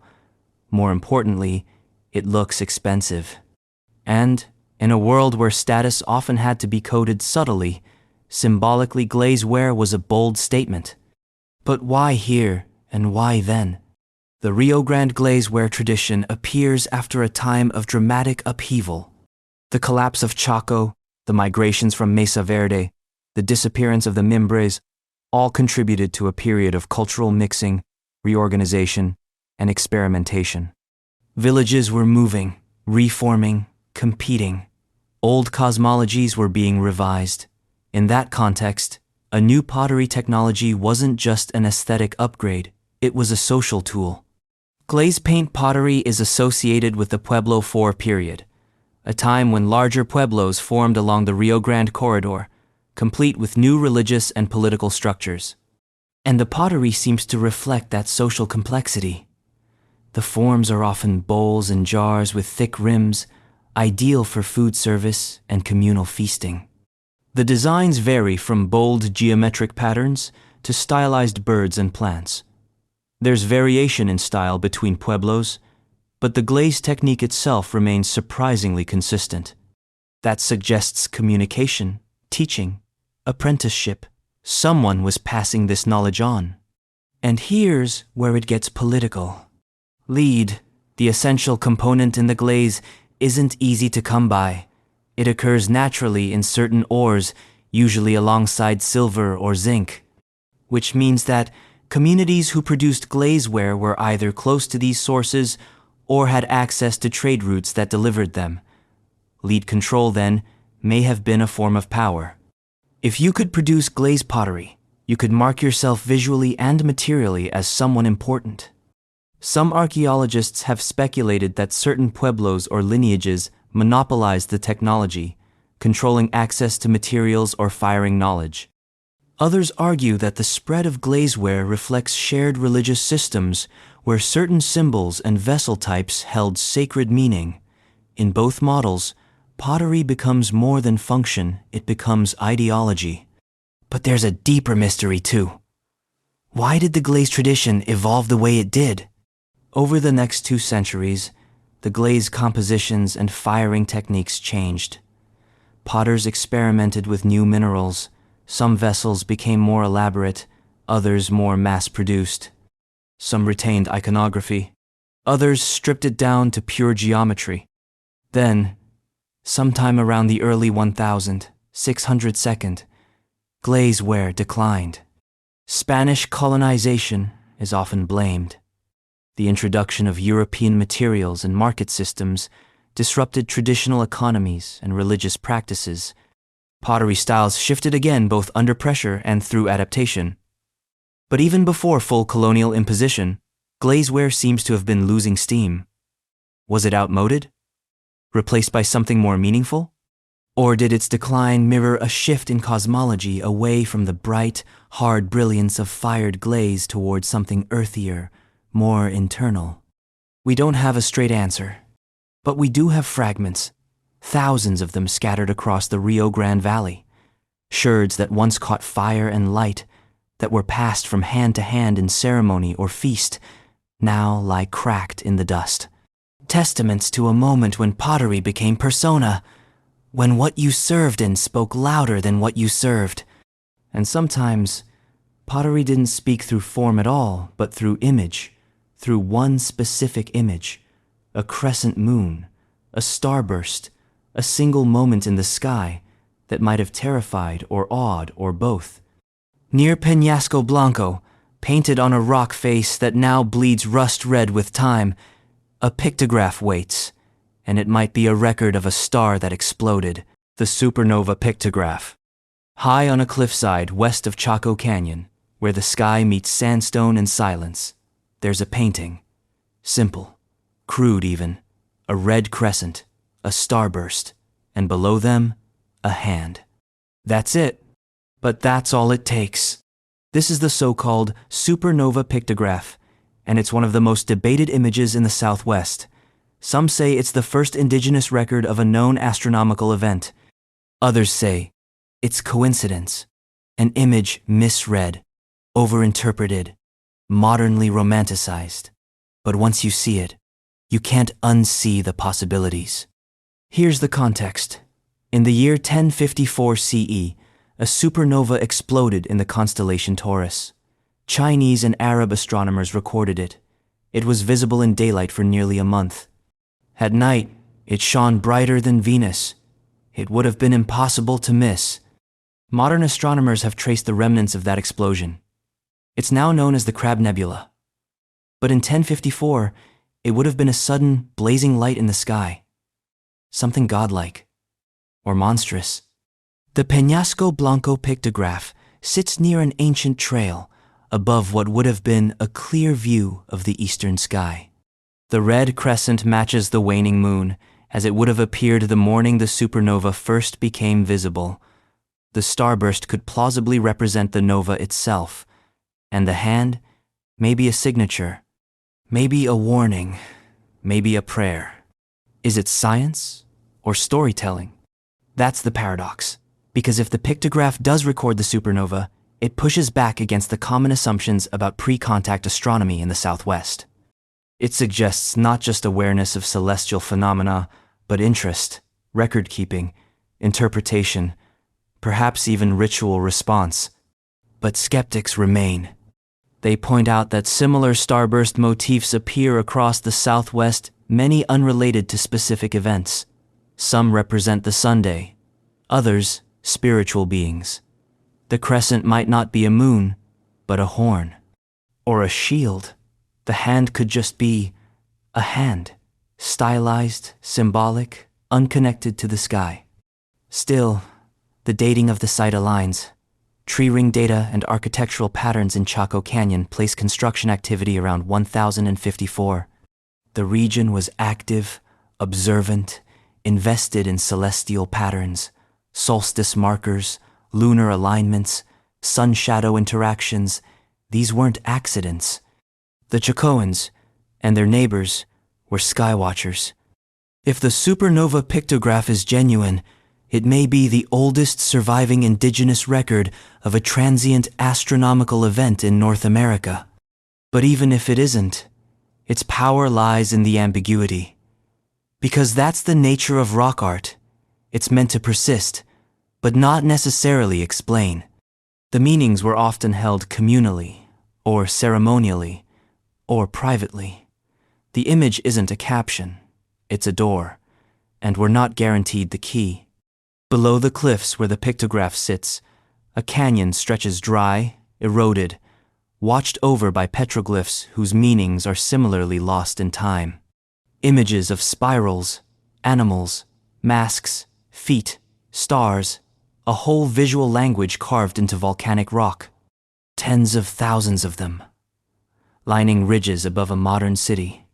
That place is Petroglyph National Monument, and it's less a gallery than a whispering archive, one that no outsider can fully read, but one that refuses to be silent. Petroglyph National Monument. Meanings. To drive past Petroglyph National Monument is to be almost entirely unaware of what's staring back at you. From the highway, it looks like little more than a line of volcanic ridges above suburban Albuquerque weathered basalt, some hiking trails, the occasional wind-twisted bush. But climb up, get close, and suddenly the rocks are no longer rocks. They're messages. Over 25,000 petroglyphs scatter these black boulders, carved, pecked, etched by human hands over the last 1,000 years. Images of animals, spirals, stars, thunderbirds, feet, faces, masks, crosses. Some are playful, some are terrifying. Some are so abstract, they could be mathematical or metaphysical or both, and what they mean depends entirely on who you are. Archaeologists catalog these petroglyphs into types: representational, geometric, symbolic. They analyze motifs, frequency, placement. They map them, photograph them, trace stylistic evolution. But even the best trained expert will admit that interpretation hits a wall, one made of time and cultural distance. Because the people who made these weren't trying to talk to us. These carvings, many of them created by the ancestors of today's Pueblo communities, weren't art in the modern sense. They weren't decoration. They were communication. Spiritual, communal, cosmological. Some marked pilgrimage stops. Others served as clan symbols. Still others may have recorded celestial events, mythic narratives, or dream visions. But here's the tension. Much of this meaning is still known, just not to outsiders. Many descendant communities still visit these places, still understand the imagery, still treat the petroglyphs as living language, but that knowledge is protected, shared only within lineages, families, ceremonial groups, and so, for the public and by extension, the scientists, much of Petroglyph National Monument remains a riddle with missing pages. This, of course, drives researchers mad. They want answers. They want to translate the petroglyphs the way one might decode Egyptian hieroglyphs or Mayan glyphs. But this isn't that kind of language. It's symbolic, layered, situational. It shifts depending on who looks and when and why. For instance, take the spiral, a common motif. In some traditions, it may represent migration or emergence from the underworld or the passage of time, but without context, you can't know which. A spiral carved on a southern-facing boulder might mean something entirely different from one carved near a water source, and both meanings could be correct, just at different scales. Or consider the mask's carved faces with exaggerated features, sometimes rectangular, sometimes round, sometimes resembling Katsina figures from Puebloan religious tradition. Are these depictions of gods? Spirits? Ancestors? Are they meant to be seen by the living or by the landscape itself? There's no final key, only theories. And yet, the carvings persist. They persist not just physically etched into lava rock, but emotionally. You can't walk among these petroglyphs without feeling watched. Not in a paranoid way, but in a deeply ancestral one. The sensation that someone stood here before you, not just once, but many times, and carved meaning into stone with the conviction that it would matter later. And here you are, later. Some of the petroglyphs are shockingly recent, drawn during the Spanish colonial era. Crosses, Christian iconography, perhaps graffiti, perhaps syncretism, perhaps resistance. Others are prehistoric, undated, unknowable, and in between lies a visual record of cultural continuity and adaptation that refuses to flatten into a linear timeline. But the real mystery isn't the carvings, it's us. Why do we look at them and expect them to explain themselves? Petroglyph National Monument isn't a text, it's a terrain, a landscape encoded with ritual, memory, and a worldview that doesn't split the sacred from the ordinary. The boulders don't just carry symbols, they are symbols. And when modern roads were cut through the volcanic escarpment, many locals, native and non-native alike, described it as a kind of wound. Still, the images endure. And a few hundred miles to the south, near a different volcanic outcrop, is a lesser-known but equally staggering collection of carvings, over 21,000 of them, etched by the Jornada Mogollon. At Three Rivers, the glyphs aren't whispers, they're declarations. 3 Rivers petroglyphs. Jornada Mogollon. You don't stumble across 3 Rivers petroglyph site. It's not on the way to much. You have to go looking for it, driving through scrublands, past dry ranch fences, and the jagged outline of the Sacramento Mountains, until the basalt ridge finally appears. And then, suddenly, the rocks begin to speak. Not metaphorically, visually, loudly. There are over 21,000 petroglyphs at Three Rivers, most of them carved between 900 and 1400 CE by the Jornada Mogollon, a culture still only partially understood. The density of the carvings here is overwhelming. Step to one boulder, you see a geometric spiral. Step to the next, a bighorn sheep mid-leap. Keep walking. Masks, sunbursts, fish, lizards, humanoid figures with outstretched hands, zigzags, grinning skulls, checkerboards, thunderclouds. It's like an encyclopedia written in volcanic stone with no table of contents, no legend, no index. The sheer variety has led some to call it a glyphscape, not a gallery of unrelated images, but a continuous visual field. A world view flattened onto stone, a memory map, a theater of carved metaphor. So what does it mean?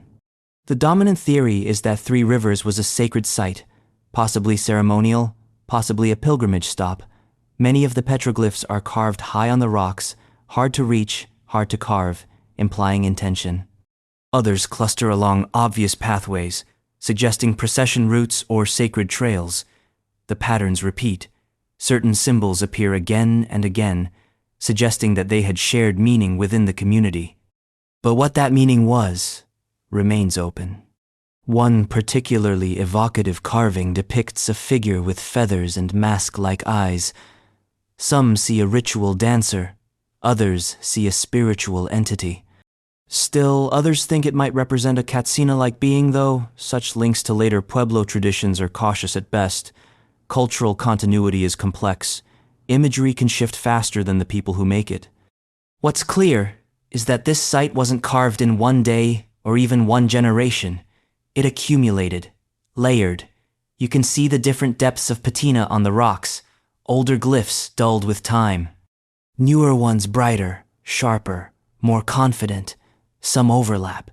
Some seem to respond to others, like visual arguments written across centuries. And then there's the geometry. Three Rivers contains some of the most complex geometric petroglyphs in the southwest grids: spirals, nested squares, undulating lines. Are they mathematical, astronomical, ritualistic? Were they used to induce trance states, or teach cosmological principles, or simply to communicate abstract ideas across generations?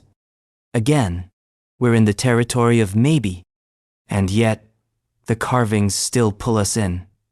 Not because we understand them, but because they suggest a system of meaning that once ran deep and still echoes. The Jornada Mogollon, the people behind these petroglyphs, lived, farmed, hunted, and worshipped in this land for centuries, but their story remains strangely truncated. By 1400, the culture had changed or dispersed. Archaeologists debate what happened: migration, absorption, environmental shifts, religious transformation. The glyphs don't tell us. They just stop. And the people behind them? They don't vanish, but they evolve. Their descendants may have moved north or become part of what we now call Puebloan traditions. The boundary lines are speculative. The symbols are not. They're here. Thousands of them. Bright in the desert sun, laughing at our attempts to turn them into footnotes. And they lead us directly into the question that underpins all the rest. Who were the Jornada Mogollon? Where did they come from? Where did they go? And how does a culture carve itself into permanence, only to leave so little behind except stone and speculation? Jornada, Mogollon origins and fate. Of all the cultural traditions in prehistoric New Mexico, the Jornada Mogollon may be the one that's most visible and least understood. Their fingerprints are everywhere, on pottery, on pit houses, in petroglyphs carved across the desert, and yet their identity remains frustratingly elusive. Like a familiar silhouette glimpsed through a dust storm, the closer we look, the blurrier it becomes. Emerging around 200 CE and flourishing until roughly 1400, the Jornada Mogollon occupied southern New Mexico, West Texas, and northern Chihuahua. Their territory stretched across arid basins, desert valleys, and rugged mountain foothills. Not prime real estate, by any modern metric. But the Jornada didn't just survive there, they innovated. Their pit houses were dug deep into the earth, insulated against scorching summers and frigid winters. Later, they transitioned to surface pueblos, multi-room masonry dwellings that mirrored broader Puebloan trends. Their ceramics evolved too, from brownware to red on brown, then to the iconic El Paso polychrome, with its distinctive geometric bands and alternating color palettes. The pottery alone tells a story of adaptation, experimentation, and cultural exchange. And then, there are the petroglyphs, nowhere more vivid than at Three Rivers, but scattered across the entire region. Not vague or ornamental, but specific, narrative-driven, and symbolically rich. Figures with masks, feathers, radiating light, animals mid-motion, abstract motifs that seem to pulse with intention, a visual language that suggests not just religious depth, but cultural coherence. So who were they? The term Jornada Mogollon is an archaeological label, not a self-description. It groups together material traits, architecture, pottery, toolkits that appear across space and time. But whether the people who lived in these patterns thought of themselves as a unified group is unknown. In fact, it's unlikely. The Jornada might not have been a culture in the strict sense, but a mosaic of related communities who shared traditions, trade routes, and spiritual ideas. Their origin is equally contested.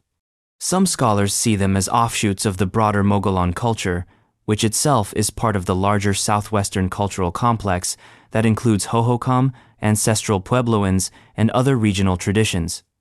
Others argue for more complex migration scenarios, where the Jornada formed through a blend of indigenous groups already in the area and incoming populations bringing new technologies and beliefs. But the real question isn't where they came from, it's where they went. By the late 1300s to early 1400s, Jornada Mogollon settlements begin to decline. Villages are abandoned, ceramics disappear, architectural forms shift, petroglyph production stops, and the entire archaeological footprint starts to fade. Why? Climate, for one. Drought cycles in the 14th century hit the Southwest hard. Subsistence farming in marginal environments became increasingly risky. Water sources dried up, crops failed. But drought alone doesn't erase a culture. People adapt, move, change.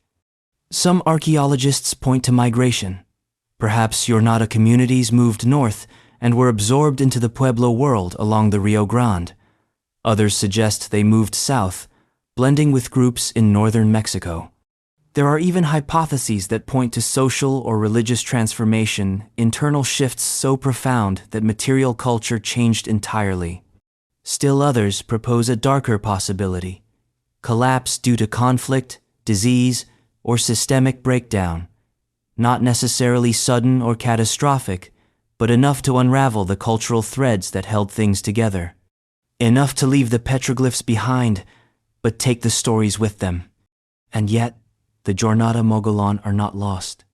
Descendant communities, especially modern Pueblo peoples, continue to hold oral traditions that may preserve elements of Jornada identity. Cultural continuity is not always visible in potsherds and floor plans. It often survives in ritual, language, memory, in songs sung without archaeologists listening. What the Jornada Mogollon show us is that cultural complexity doesn't always leave a signature we can read. Sometimes it dissolves, deliberately. Sometimes it slips sideways into new forms. But before they vanished, they painted. And those paintings, vivid, narrative, ritualized, are still visible in places like Pottery Mound. A site that offers not just pigment on plaster, but a portal into ideology, and into belief systems that seem to prefigure the Katsina traditions of the Rio Grande Pueblos. Pottery Mound. Kiva murals. From a distance, Pottery Mound looks like nothing. Just a low hill along the Rio Puerco, west of Los Lunas, eroded and dust-blown, unremarkable even to those who know the region. But hidden beneath its surface was once one of the richest visual archives in the Southwest. And then, it was excavated. Aggressively, incompletely, and with consequences. When archaeologists began work at Pottery Mound in the mid-20th century, they found a Pueblo IV village, a community occupied between about 1,350 and 1,500 CE. Its buildings were modest, its layout unassuming, but its ceremonial spaces were something else entirely. Inside the kivas, subterranean ritual chambers walls had been plastered smooth and painted. Murals. Not just decorative bands or symbolic emblems, but full scenes, figures in profile, animals, mythic beings, geometric patterns, masks. Hundreds of paintings. Some depicted dance scenes, lines of masked figures in ceremonial regalia. Others showed stylized birds, serpents, abstract spiritual forms. A few are so complex they look like cosmological diagrams, mapping not the landscape, but the belief system layered over it. And unlike most southwestern murals, which were often painted over as new layers were added, many of the Pottery Mound images remained intact, layered, yes, but preserved. As if someone intended the full sequence to remain visible. This was more than decoration. It was ideology in color. The iconography bears striking resemblance to Katsina imagery, the spiritual beings central to Pueblo ceremonial life. But these murals predate the widespread emergence of Katsina religion as it's currently understood, which leads to the obvious and still unanswered question. Was Pottery Mound an early Katsina site? A transitional form? A place where new cosmologies were being born? The answer is complicated. Some scholars argue that Pottery Mound reflects a fusion of traditions, migrants from the West, possibly from the Hopi Mesas, bringing Katsina ideologies into contact with local beliefs along the Rio Grande. Others suggest the Katsina system may have developed independently in multiple places, with Pottery Mound simply capturing an early iteration. Regardless of its place in the theological timeline, the site suggests something deeper. A moment when ritual became visual, when the invisible was painted onto walls, when belief was not just enacted, but archived. And yet, Pottery Mound is also a cautionary tale. Much of the site was looted, both before and during formal excavations. Entire murals were removed, Some were lost. Others are scattered across museums, separated from context, their meanings diluted. Descendant communities were not consulted in early digs. And now, decades later, some of those communities seek to reclaim the imagery, to reassert narrative over what became a scientific spectacle. Still, the murals endure in fragments, in photographs, in memory. Pottery Mound may have been abandoned by 1500, but its painted walls remain a vital link in the evolution of Pueblo spiritual life. They show a community not just participating in ceremony, but visualizing it, recording it, teaching through pigment. And what they painted wasn't fear or domination, it was community, movement, transformation. Up north, in the Pajarito Plateau, that sense of transformation took a literal form. People began carving homes into cliffs, building in tough stone, retreating into vertical space, and leaving, just as mysteriously, a few generations later. Bandelier, Pajarito Cliff Communities. The Pajarito Plateau doesn't roll out its mysteries with flair. It doesn't have towering pyramids or buried gold. What it has is stone soft, volcanic tough, and silence. And carved into that stone are rooms, homes, holes, kivas, footpaths, entire villages, chipped out of cliff faces like a people trying to become part of the land itself. This is Bandelier. This is Tancawi. This is Frijoles Canyon. A landscape where architecture grows sideways instead of up, where homes aren't just built near cliffs, they're carved into them.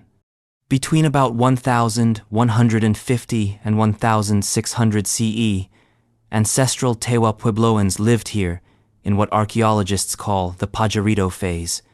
But lived isn't the right word. They layered themselves here, embedded, like lichen or memory.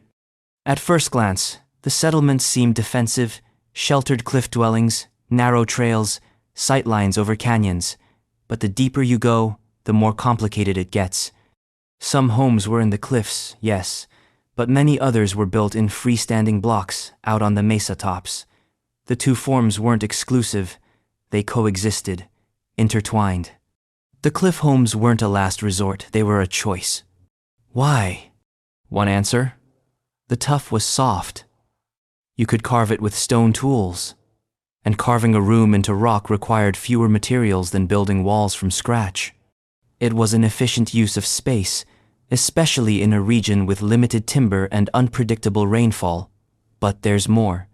The cliff homes are cool in summer, insulated in winter. They have views, presence, and maybe, just maybe, spiritual weight. Some researchers believe the cliffs themselves were a sacred part of the ancestral emergence narrative shared across Pueblo traditions. In that view, carving into the cliff wasn't just practical, it was symbolic. You weren't just living on the land, you were returning to it, re-entering. Inside the dwellings, soot stains the ceilings. Troughs are worn into the floors from generations of grinding corn. Handholds are carved near doorways. This wasn't temporary shelter. This was deep occupation. But it didn't last. By the 1502nd, most of these communities were gone. Not destroyed, not abandoned in haste, just empty, slowly, deliberately, as if the people packed what they could, swept the floors, and walked away. Many migrated to the Rio Grande Valley, joining larger Tewa villages that still exist today. Others perhaps scattered, merged, evolved. There's no single story, only hints. What caused the departure? Environmental strain is a popular answer. The Pajarito Plateau is beautiful, but fragile. Thin soils, limited water, exposure to the elements. As populations grew, the land may have hit a tipping point. Firewood and food harder to find, fields harder to maintain, life harder to sustain. But culture matters too. Shifts in trade networks, religious life, political alliances, any of these could have made the Pajarito feel more like a cul-de-sac than a future. Moving wasn't failure. It was adaptation. Still, the cliff homes remain etched into stone, weathered by time, but stubbornly intact. You can still see the handholds, still stand in the rooms where fires once burned, still walk the worn footpaths that descend into silence. Bandelier isn't a ruin. It's a memory map, a carved journal, a reminder that not all mysteries come from collapse. Some come from transition, from the conscious act of leaving, not as defeat, but as a decision. And not far from here, where the mesas dip into salt flats and the landscape takes on a bleached austerity, another kind of movement was taking place, one not just of people, but of ritual. Because people were walking long distances, over generations, not for resources, not for conquest, but for salt. And the lake they were walking to was sacred. Zuni Salt Lake pilgrimages. In the middle of what looks, to most eyes, like nowhere, there is a lake, shallow, white-edged, windswept. It doesn't sparkle. It doesn't host weekend picnics. It doesn't even have much water, most of the time. And yet, Zuni Salt Lake has been one of the most spiritually significant destinations in the Southwest for centuries, possibly millennia. A place where people didn't just come to gather salt, they came to offer, to pray, to remember. Set on the high plains of western New Mexico, Zuni Salt Lake, known to the Zuni as Malokiatsiki, is both a physical resource and a spiritual being. It's not just a lake, it's a personage, a presence. The Salt Mother. And approaching her was never a simple matter of walking up with a basket. It was a pilgrimage. Trails leading to the lake have been identified across hundreds of miles. Some are faint, others have shrines or markers, stones aligned, cairns, pottery fragments placed deliberately. These were not casual paths. They were ritual corridors. Lines of intention stretching from distant pueblos, weaving through mountains, deserts, canyons. Evidence suggests people came from Acoma, Laguna, Zuni, Hopi, perhaps even farther. And they didn't come alone. They came in groups, ceremonial processions, singing, praying, fasting, carrying offerings. The salt was important, used in food, medicine, preservation, and ritual, but the act of collecting it was just as vital as the substance itself. The journey was the ceremony.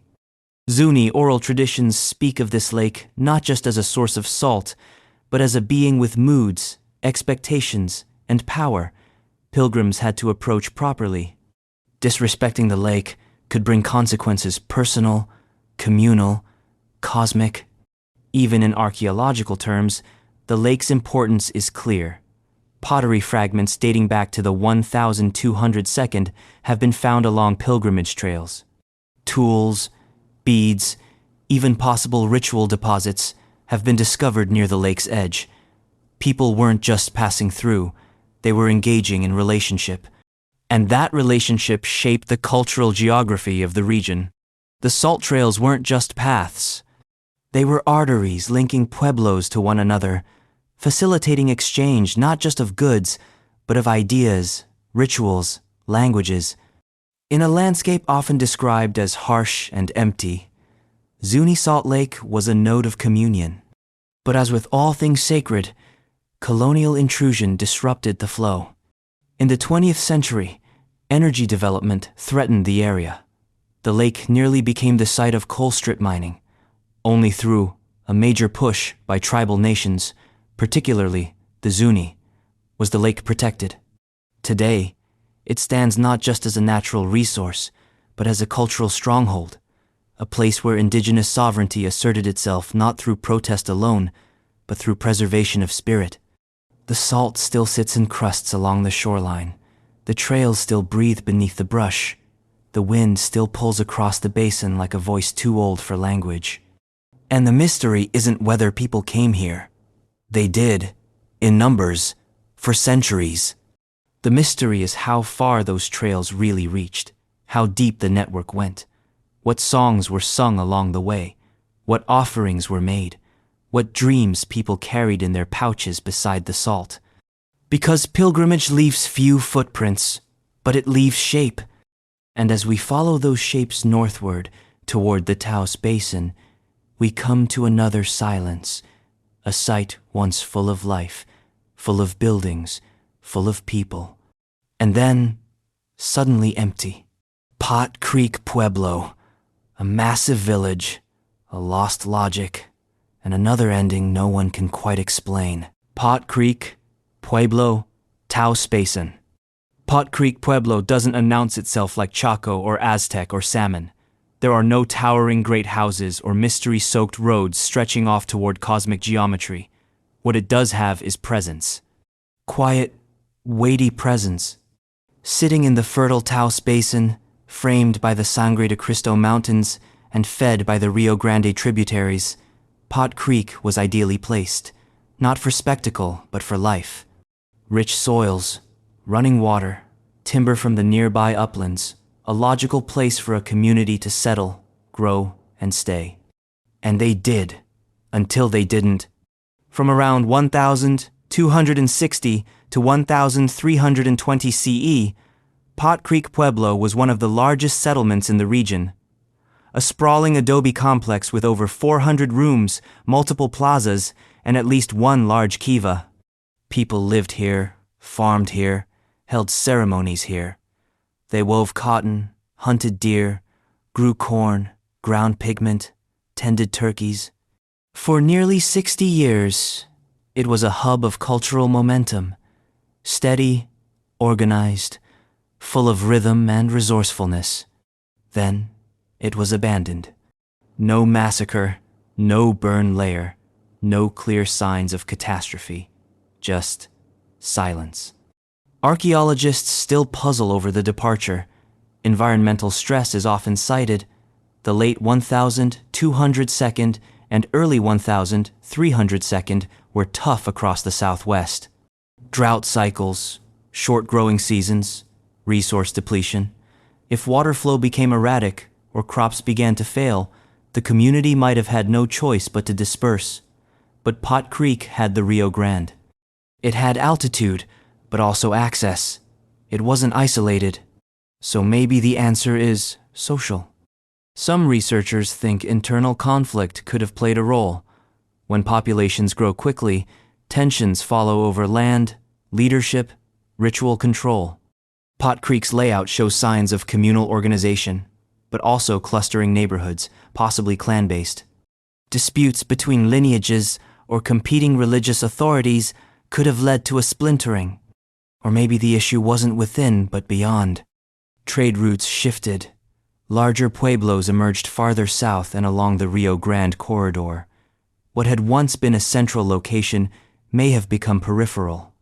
People may have chosen to leave not out of desperation, but out of strategic adaptation, merging with other groups, joining new ceremonial networks, aligning with emergent centers of influence. And yet, they didn't leave in haste. Artifacts suggest a careful departure. Rooms were cleaned out, tools taken, fires extinguished. It doesn't look like a collapse. It looks like a decision, which makes it more interesting and harder to interpret. The site itself, now part of the Taos Valley Overlook, has been partially excavated and carefully studied. It tells a story of innovation. Pottery styles here mix influences from both the Mesa Verde migrants and established Puebloan groups in northern New Mexico. Architecture shows experimentation with evolving building techniques and communal forms. And the people who left Pot Creek didn't disappear. They likely became part of the ancestral populations of modern Taos Pueblo just a few miles away. Oral traditions and archaeological continuity support that link. So Pot Creek wasn't an ending. It was a transformation. Still, the suddenness lingers. What shifted in those final years? What conversation was had, or what omen appeared, that convinced hundreds of people to fold up their lives and begin again? Whatever it was, they walked away with intention. And a few generations later, that same pattern repeats just a little farther south at Tijeras Pueblo, tucked into the Manzano Mountains. A place that rose, flourished, and faded, with equal parts logic and enigma. Tijeras Pueblo, Manzano Mountains. Tijeras Pueblo is easy to miss. It lies just east of Albuquerque, near the junction of two mountain passes, now flanked by highways and weekend bikers. But if you step off the asphalt and into the trees, the past comes quickly into focus. Shards of pottery underfoot, mounds of earth that were once room blocks, quiet stones marking where life used to echo. Between roughly 1,300 and 1,425 CE, Tijeras Pueblo was one of the larger settlements in the region, a substantial Pueblo IV community with perhaps several hundred inhabitants at its peak. It was well placed, nestled at a high-altitude crossroads that linked the Rio Grande Valley to the Great Plains, a middle ground between cultures, climates, and ecosystems. This wasn't a backwater, it was a junction, and for nearly 125 years, it flourished. The pueblo was built from adobe and masonry multi-room dwellings surrounding open plazas, with communal kivas serving as ceremonial centers. The people here were farmers, of course, but also traders, crafters, weavers. Their pottery, known as Tijeras typology, shows a mix of local production and imported wares, suggesting active participation in regional networks. But they didn't just build with clay, they built with ideas. Evidence suggests Tijeras was spiritually significant. Petroglyphs in the nearby canyons hint at sacred sites. The pueblo's orientation aligns loosely with solstitial markers. And the location itself, a pass between worlds, feels metaphorically loaded. A liminal space, a place where things began, or were decided, and then it ended.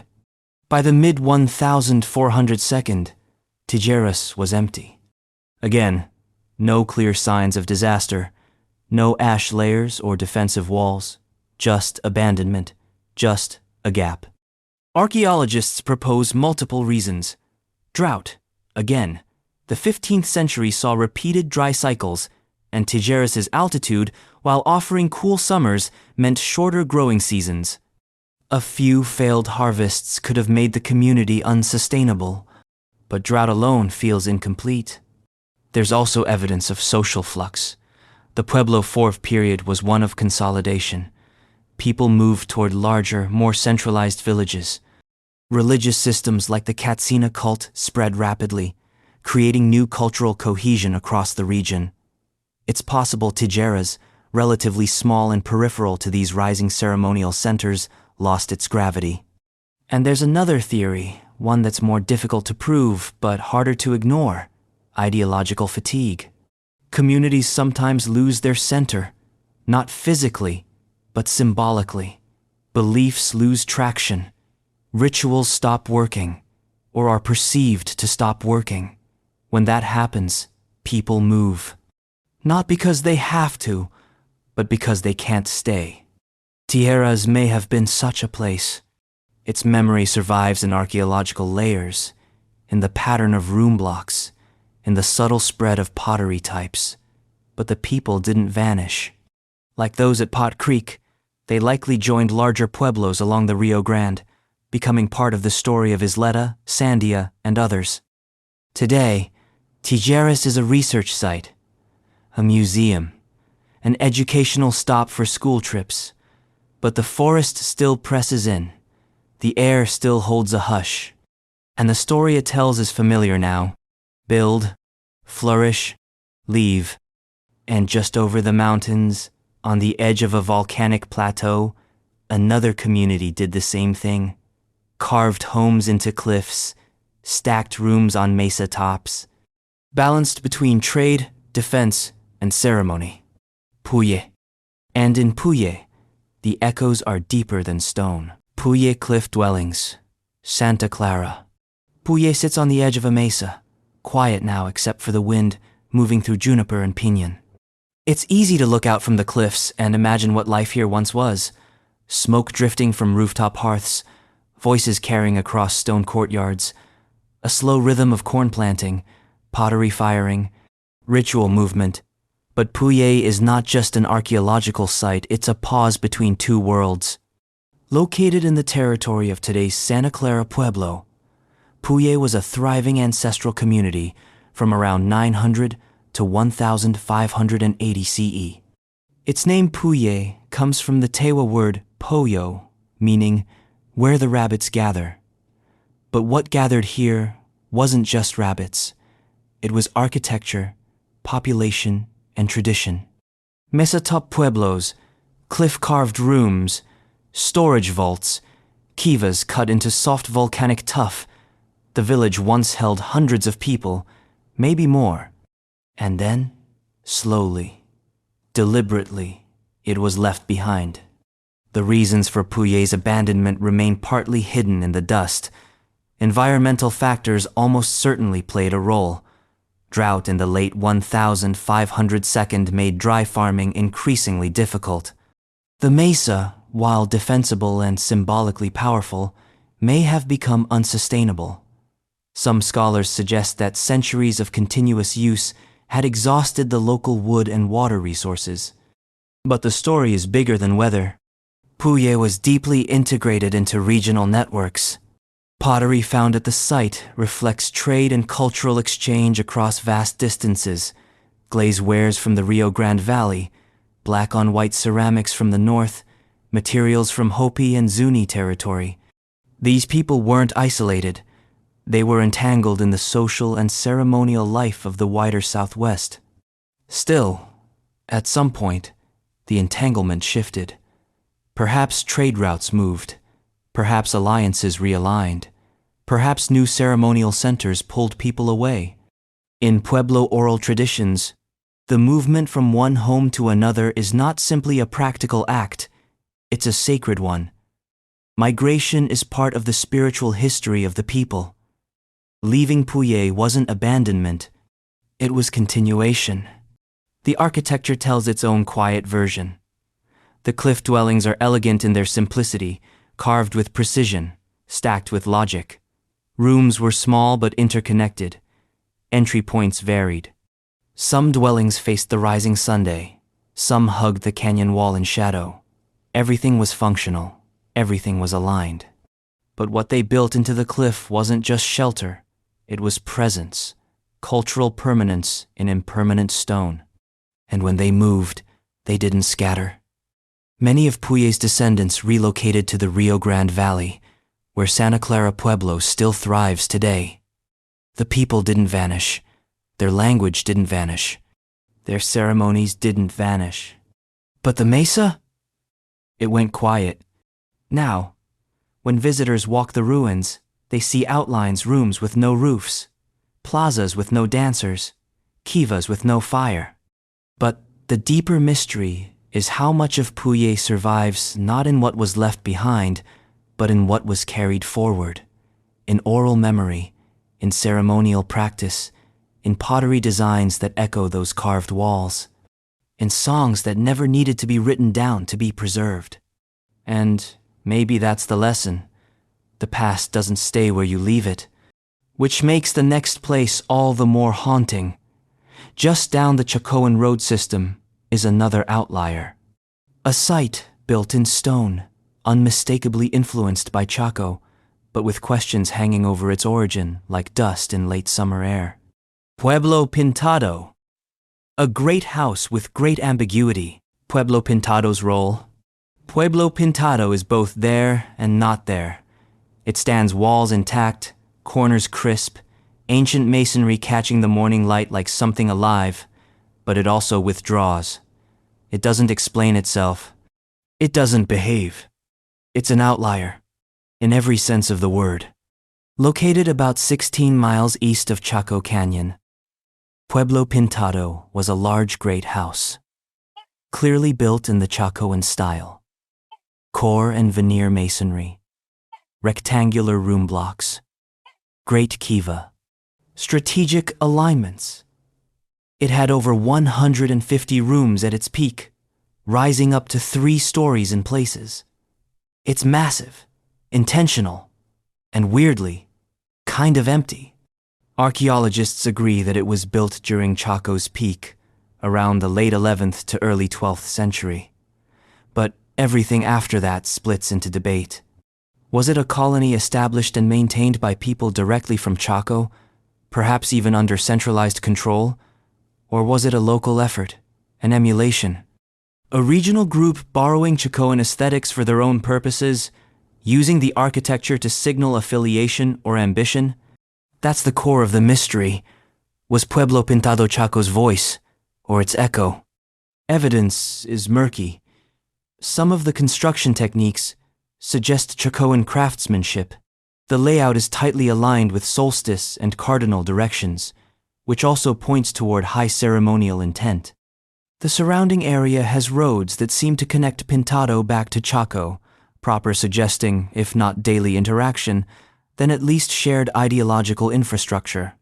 But other data complicates the narrative.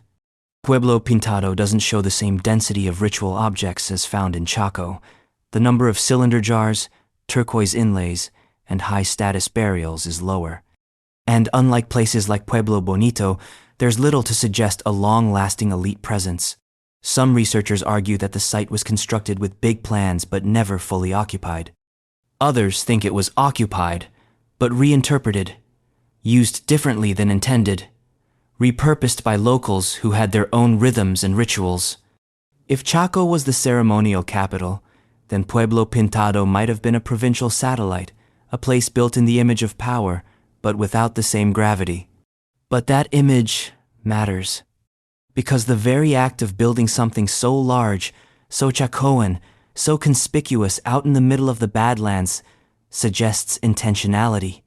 Someone wanted to say something here. Maybe it was a political statement. Maybe it was ritual alignment. Maybe it was aspiration. We are part of this. Or perhaps more subtly, we know how this works.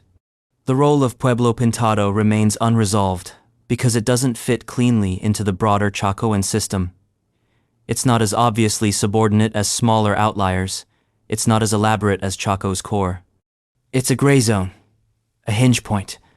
And like many hinge points, it raises more questions than it closes. Today, the structure remains in relative isolation. Tourists rarely find it. Its walls are still firm, its rooms still echo with dust and shadow, but the site offers no explanation, no epigraph, no map, just the shape of something unfinished. And one day's walk away along another road, in another canyon stands another outlier, smaller, quieter, less flashy, but equally puzzling. Casamero, a site with Chaco-style bones, but a soul all its own. Casamero outlier. Casamero isn't large. It doesn't command the landscape the way Chaco does, or stretch across time like Aztec. If you didn't know where to look, you might miss it entirely. Just another low mound of stone pressed into the scrubland between Grants and Gallup, beneath the dusty glare of the El Malpais lava fields. But once you find it, Casamero asks the same questions Chacoan outliers always ask. Who built this? Why here? And why so precise? The outlier sits near the base of Tecolote Mesa, a modest elevation with just enough prominence to feel intentional. The site consists of around 22 rooms, built in core and veneer masonry distinctly, Chacoan and a great kiva nearby. In its prime, Casamero was a hub, small but strategically placed, connected, deliberate. And it had roads. LiDAR and aerial surveys have revealed straight-line segments, roads etched into the landscape, some lined with berms and others faint to the eye but undeniable in form. One of these roads points straight toward the east, aligned with Chaco Canyon, roughly 50 miles away. That's not an accident. It's alignment. Chaco-style alignment. A connection not just physical, but cosmological. Yet, Casamero isn't a copy. It's an adaptation. The site likely dates to the mid to late 11th century, during the height of Chaco's regional influence. But there's evidence to suggest Casamero wasn't built by outsiders. It was built by locals who had adopted the Chacoan architectural and ritual model. And in that adoption lies the mystery. Was Casimero a provincial outpost of a centralized system, or was it an independent community choosing to participate in an ideological network? The distinction matters. If Chaco was an empire ceremonial or otherwise, then Casimero would be a cog in the machine, a place used for redistribution, ritual synchronization, maybe even governance. But if Chaco was more like a symbolic capital, then Casimero becomes something more creative, an expression of allegiance, yes, but also agency. The Great Kiva here is especially telling. Large, round, subterranean, constructed with care, not just a meeting place but a sacred space, built to harmonize people with the cosmos. Its presence signals that ritual wasn't just imported, it was internalized. And then, Casimero faded. By the early 12th century, activity at the site dwindled. Occupation dropped. The structures were left to weather. Some suggest drought. Others cite the general waning of Chacoan authority across the region, but the decline doesn't appear violent, just gradual, a loosening of ties, a quiet end. Today, Casimero sits fenced and relatively undisturbed. The wind drags across its stones. The sky feels enormous above it. There are no murals, no elaborate burials, no treasure caches. But there is geometry, purpose, and the imprint of a moment when belief was built in stone. And if Casimero was Chaco's whisper, then Kinya'a was its shout, a tower rising from the desert, announcing presence in every direction. Kinya'a's 4-story tower kiva. Kinya'a doesn't wait to be noticed. It stands, unapologetically. A 4-story tower kiva rising from the low scrubland southwest of Chaco Canyon, unmistakable in its ambition. You don't stumble upon it, you arrive. And when you do, the question is immediate: why would anyone build this here? The tower kiva is unique in the Chacoan world. There are other towers, there are many kivas, but this combination, a tall, stacked structure with ceremonial architecture embedded within, is rare, possibly singular. Rising out of the earth like a signal, it dominates the landscape. Kinya'a itself is a large great house, with over 60 rooms and a central plaza. Like Casimero, its masonry follows the Chacoan canon, core and veneer, with shaped sandstone slabs and precise alignments. The site dates to around the 11th century, during the apex of Chacoan construction and road building. And Kinya'a wasn't isolated. It was connected. A Chacoan road straight, unyielding leads directly from Chaco Canyon to Kinya'a. That's over 20 miles of engineered corridor, traversing mesas and drainages, made not for carts or trade caravans, but for meaning. Roads like these were ritual pathways, their alignments chosen not for efficiency, but for cosmology. Which brings us back to the tower. Why build a tower kiva? One theory: signaling. The structure is visible for miles, especially from surrounding mesas. It may have functioned as a ceremonial beacon marking territory, guiding travelers, or aligning with distant shrines. Another theory suggests astronomical purpose. The tower's height and window placements may have been used to observe solar or lunar events, tracking time for ritual cycles. But more evocative are the symbolic readings. The tower may have represented a cosmological model, an axis mundi, a central world tree, a bridge between realms. In many Pueblo traditions, the world is stratified: lower worlds of emergence, a middle world of life, and upper realms of spirit. A tower kiva, then, becomes a literal staircase between levels, ceremony enacted in vertical space.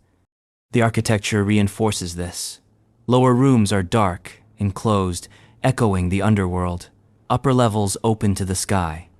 Movement within the structure may have mirrored spiritual transformation ascending from the earth to the heavens, guided by light, sound, and ritual.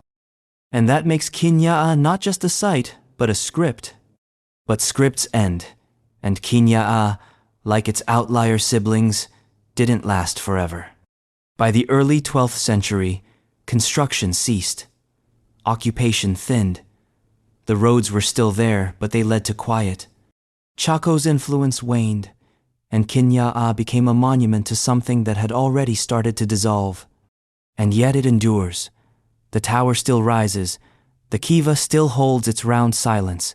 The site still commands the horizon like a story refusing to close its last chapter. And while cacao and macaws and turquoise told one story of status, Kinya'a tells another of architecture, as theology, of place as portal. Because what unified these distant sites wasn't just stonework, it was belief. And belief, as we'll see, had its own exotic imports. Prestige wasn't just architectural, it was sensory. It smelled of chocolate, it screamed in bird feathers, and it lingered in rooms designed not for survival but for power. Cacao, macaws, and status. If you try to understand Chacoan society through its architecture alone, you'll miss the smell, the color, the imported noise. Because for all the rigorous alignments and masterful masonry, Chaco wasn't only built in stone, it was built in senses. And nowhere is that clearer than in the strange and luxurious things that had no business being in the middle of a desert. Cacao, macaws, shell jewelry, copper bells, feathers so vibrant they seemed to radiate heat. These were not utilitarian objects. No one needed them to survive. They were excess, but excess with meaning. And their presence in places like Pueblo Bonito, Salmon ruins, and even distant outliers like Quinbiniola tells us something fundamental. Status in the ancient Southwest wasn't just about what you controlled. It was about what you could summon, what you could bring from impossibly far away and make part of your local world. Start with cacao. It came from the lowland tropics of Mesoamerica, likely from what is now southern Mexico or Guatemala. To reach Chaco, it had to move through thousands of miles of rugged terrain across multiple cultural boundaries. And it didn't travel in anonymity. It was carried, offered, negotiated, and then it was prepared not as the sweet dessert we know today, but as a spiced, frothy, bitter drink, served in ceramic cylinder jars in ceremonial contexts. Chemical residue in those jars found mostly in elite rooms at Pueblo Bonito confirms the presence of theobromine, a chemical marker for cacao, but the implications go far beyond chemistry. This wasn't just consumption, it was performance. The act of drinking cacao was itself a declaration of power, knowledge, and connection. Whoever drank it didn't just drink it for taste. They drank it to signal something. We are part of the world beyond this canyon. We are at the center, not the edge. And then there were the birds. Scarlet macaws, brilliant, tropical, noisy creatures from the jungles of Central America found their way into Chacoan sites too. But they weren't just dead feathers tucked into bundles. Some of them were alive. Archaeological evidence suggests the birds were kept, and in some cases, possibly bred, in the Southwest. Their bones show up in ceremonial contexts.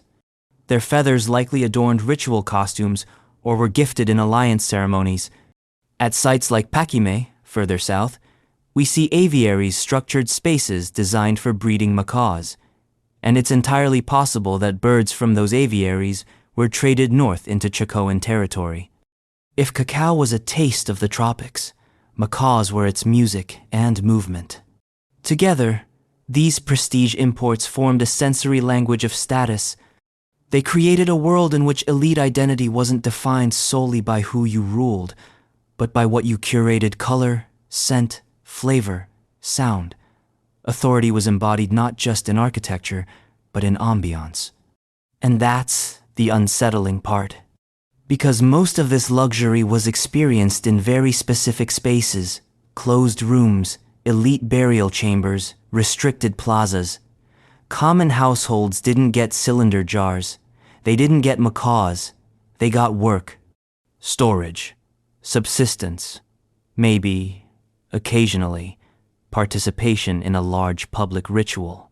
But the regular experience of exotic materials, that was reserved. Which raises the question, how visible was this inequality? Was Chaco a visibly stratified society, or was hierarchy veiled in spiritual terms, ritual exclusivity, masquerading as divine selection? Did people resent it, or did they believe in it? We don't have clear answers, but the architecture and the artifacts don't lie. Some rooms were bigger, some doorways more ornate, some burials richer by orders of magnitude. That doesn't happen by accident. It happens by design. And that design leaves us with a bitter irony. The further we dig, the more we realize Chaco wasn't the utopia of balance and harmony we sometimes wish it to be. It was a complex, hierarchical society capable of incredible beauty, staggering coordination, and possibly inequality built into the very fabric of ritual. And yet, for all its extravagance, even Chaco left one mystery it could not explain.